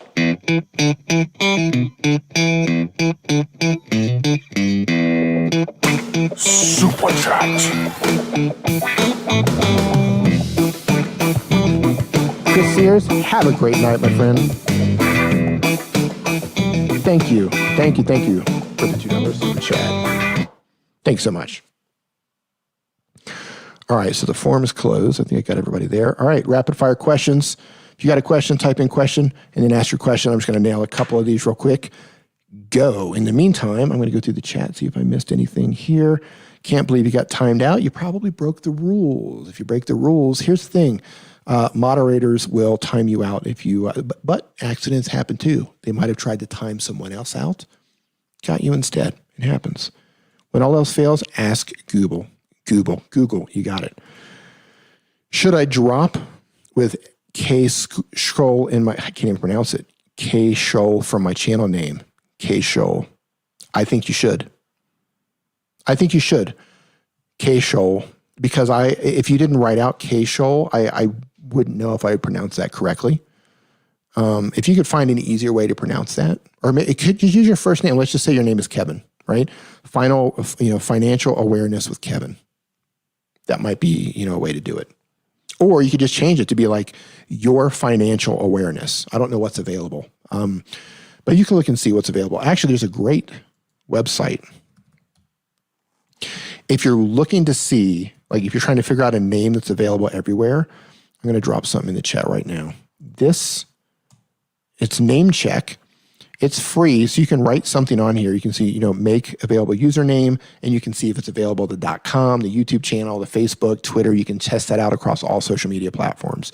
One trick to this is once you do one search, refresh the page and then search again, because sometimes it gets jammed up in there. Question. Oh, that's not it. Question, but did you time me out or the moderators? Oh, if I time you out, you're going to know it if I time you out. Pineapple on pizza is a sin. Moderators, show this person to the door. Time them out, please. And I'm serious. You know what? I said you would know it if I timed you out. I'm going to time you out. Where is this? Where is this savage? Where is this savage at? Hold on. I'm going to find you. There you are. And I'm going to time you out. Put user in timeout. There you go. Come at me again with the pineapple on pizza is a sin. I dare you. All right. Let's see. Question, pineapple on pizza. I think I just answered your question. I just timed someone out who said it was a sin. So yes. Oh, man. All right, let's see. We're coming through here. So close. What made you start doing YouTube? Great question. My brother Nick was doing YouTube. I didn't know anything about, I didn't know the opportunities available at the time, but he was doing it and he recommended it to me and I started seeing, he was having fun and connecting with a lot of people. So, I inspired by my brother. Heidi, have a good one. Have an awesome night. Question, what camera phone app have you recommended to improve quality filming? I think look, if you're an Android user, you can look at Open Camera. You can also look at Filmic Pro. If you're an iOS user, look at Filmic Pro or Moment Pro Camera. Financial awareness with Kevin isn't bad as long as the profile picture looks professional. Exactly. And it's kind of long. Yeah. Yeah, I would experiment with that, but financial awareness with Kevin, I mean, for an official name like youtube.com/financial awareness with Kevin, I think that's too long. So I might think of a different way to put that. Your financial awareness, and then just in the channel art, with Kevin, whatever your last name is or something like that. You got it. What brand of lights do you recommend for YouTube videos and live streams? Look, there's a lot of different options out there, but if you want the best, you could look at Aperture Lighting. You could also look at Falcon Eyes, but there are a lot of options out there. It really depends on your budget.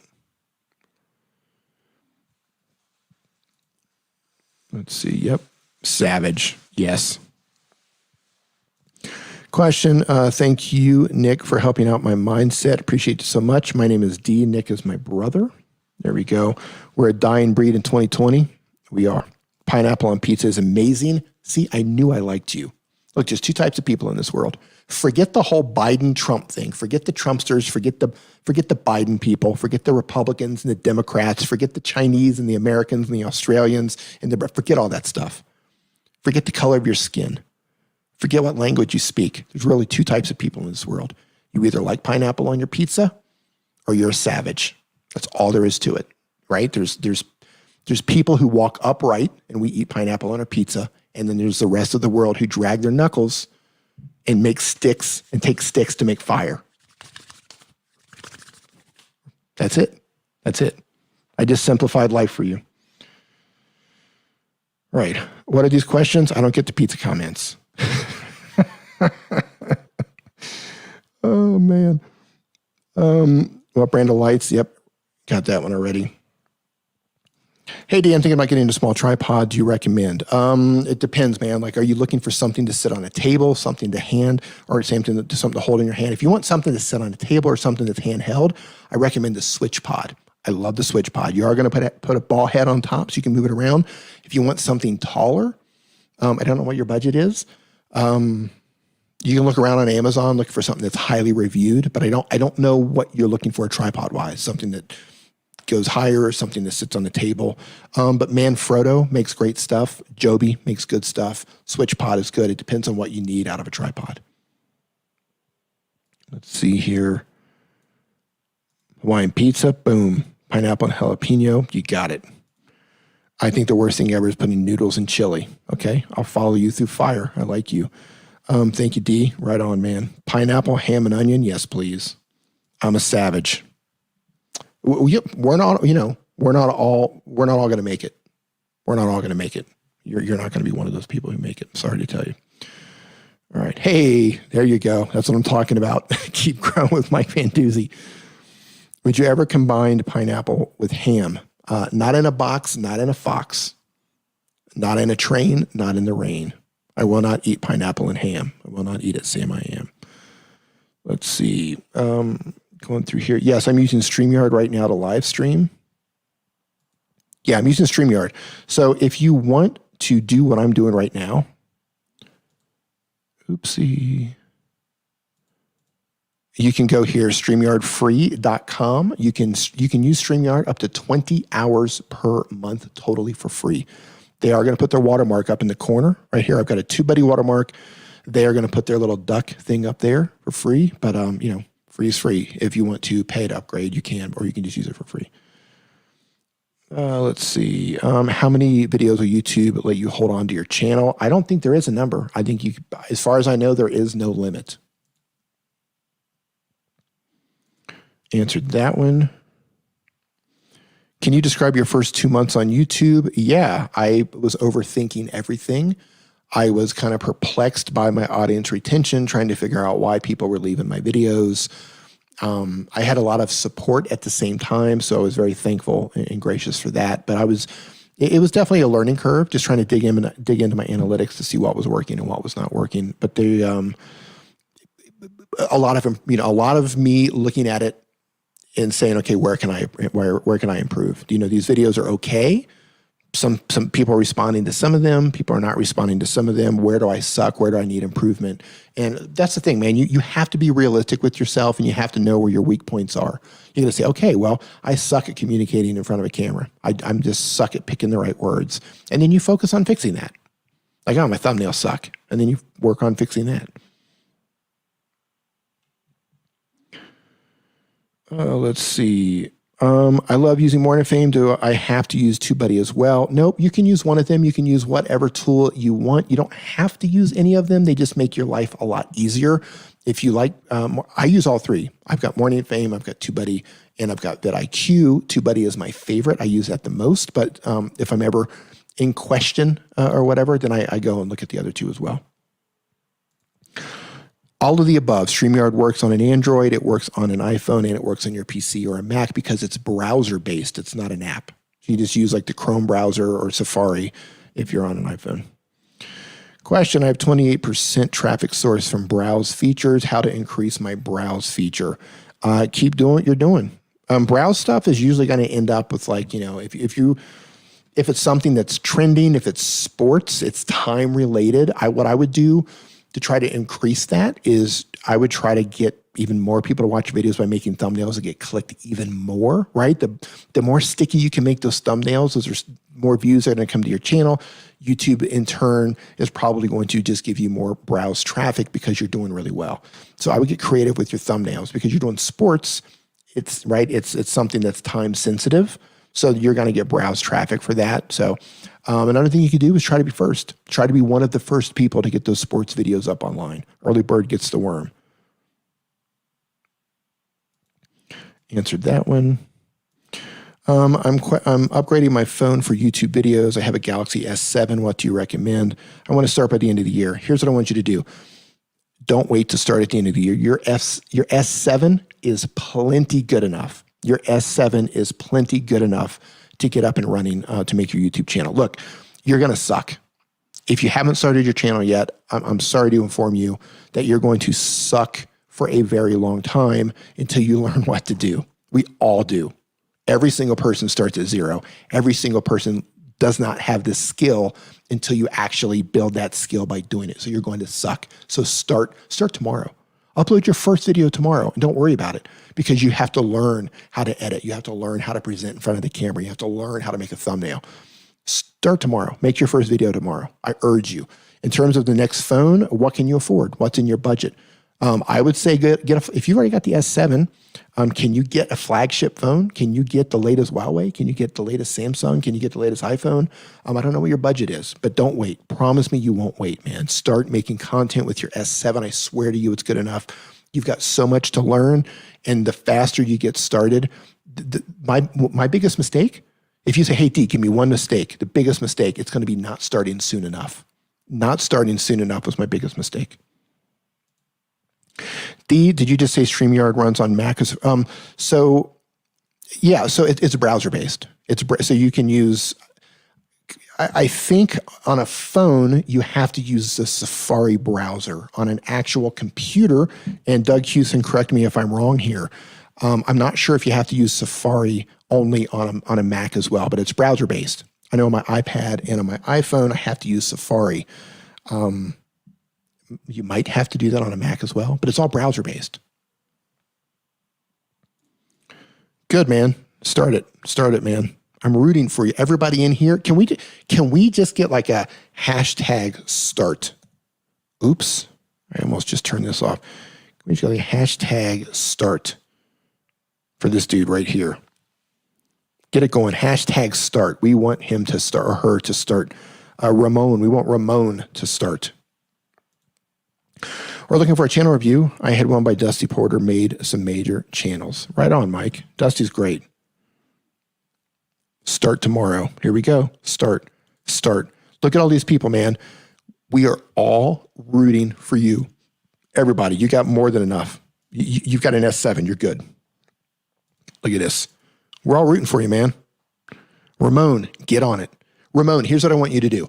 I want you to make your first YouTube video sometime within the next couple of days. Don't worry about it sucking. Then I want you to tweet me, right? At D Nimmin. Tweet me. I'm going to put it up here, right here. There's my Twitter. Tweet at me. Don't send me a DM. Tweet me. Hey, D, it's Ramon from your live stream. This is my first YouTube video. And give me the link. I'm going to retweet that. I'm going to retweet that video. Now, for everybody in the chat right now who thinks that they're going to retweet or they're going to send me their first video, anytime I talk about this, people will always send me a link to their literal first video on their channel. And I look at their channel and they got like, 20 or 100 videos. I don't mean that. I mean, if you have 0 videos, right? And this applies to everyone. If you have 0 videos on your channel right now, 0, and you upload your first video, meaning you have 1 video on your channel, that's the one I want you to send me. That's the one I will retweet. And a lot of people will they'll retweet that as well, and they'll heart that, and they'll share that out and stuff like that. That doesn't mean you're going to go viral, but we'll just get the word out there, right? Because we got you, man. We're all rooting for you. I do my videos from my phone. I was just told the same thing. Start. There you go. Look at this. I'm just going through it here, man. Just here. Look at that. You don't know what you don't know. Start. Man, so true. You got this. Prime time coming in different. I love it. I watched videos like yours for 2 years wanting to start making videos. I was still awful at first and maybe sometimes still after 18 months, right? But you waited for 2 years. Don't you wish you would have started 2 years ago? Right? You might be a full-time YouTuber now if you started 2 years ago. You never know. Deep Gravity, have a good one. Start. Look at all these people who got your back, man. And this applies to everybody in here. If you guys don't have a channel, if you do not have a channel and you're like, I just want to start, please start. Make that video. It's going to suck and that's okay. It's okay to not be good because we all start there. We all are in the same position. The important thing is you just start. You have so much to learn. It's a long journey. It's going to take a while. The sooner you get started, the better off you're going to be. Trust me on that one. That's a great start. There you go. I certainly do. Yeah. Waited 2 years, man.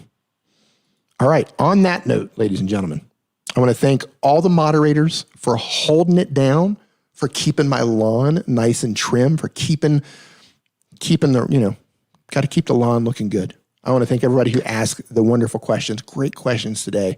I want to thank everybody for leaving great super chats. You guys are very generous today. Thank you. If you want StreamYard, you want a live stream like this, go to StreamYard.com or go to StreamYardFree.com. And of course, if you don't have TubeBuddy, head to TubeBuddy.com/D right now. Now get off D's lawn. That's right. Moderators are strong. No, thank you, D. Where'd it go? I just need to click on the right one. There it is. Moderators are strong right there. So yeah, thank you so much. I will see you guys next Sunday.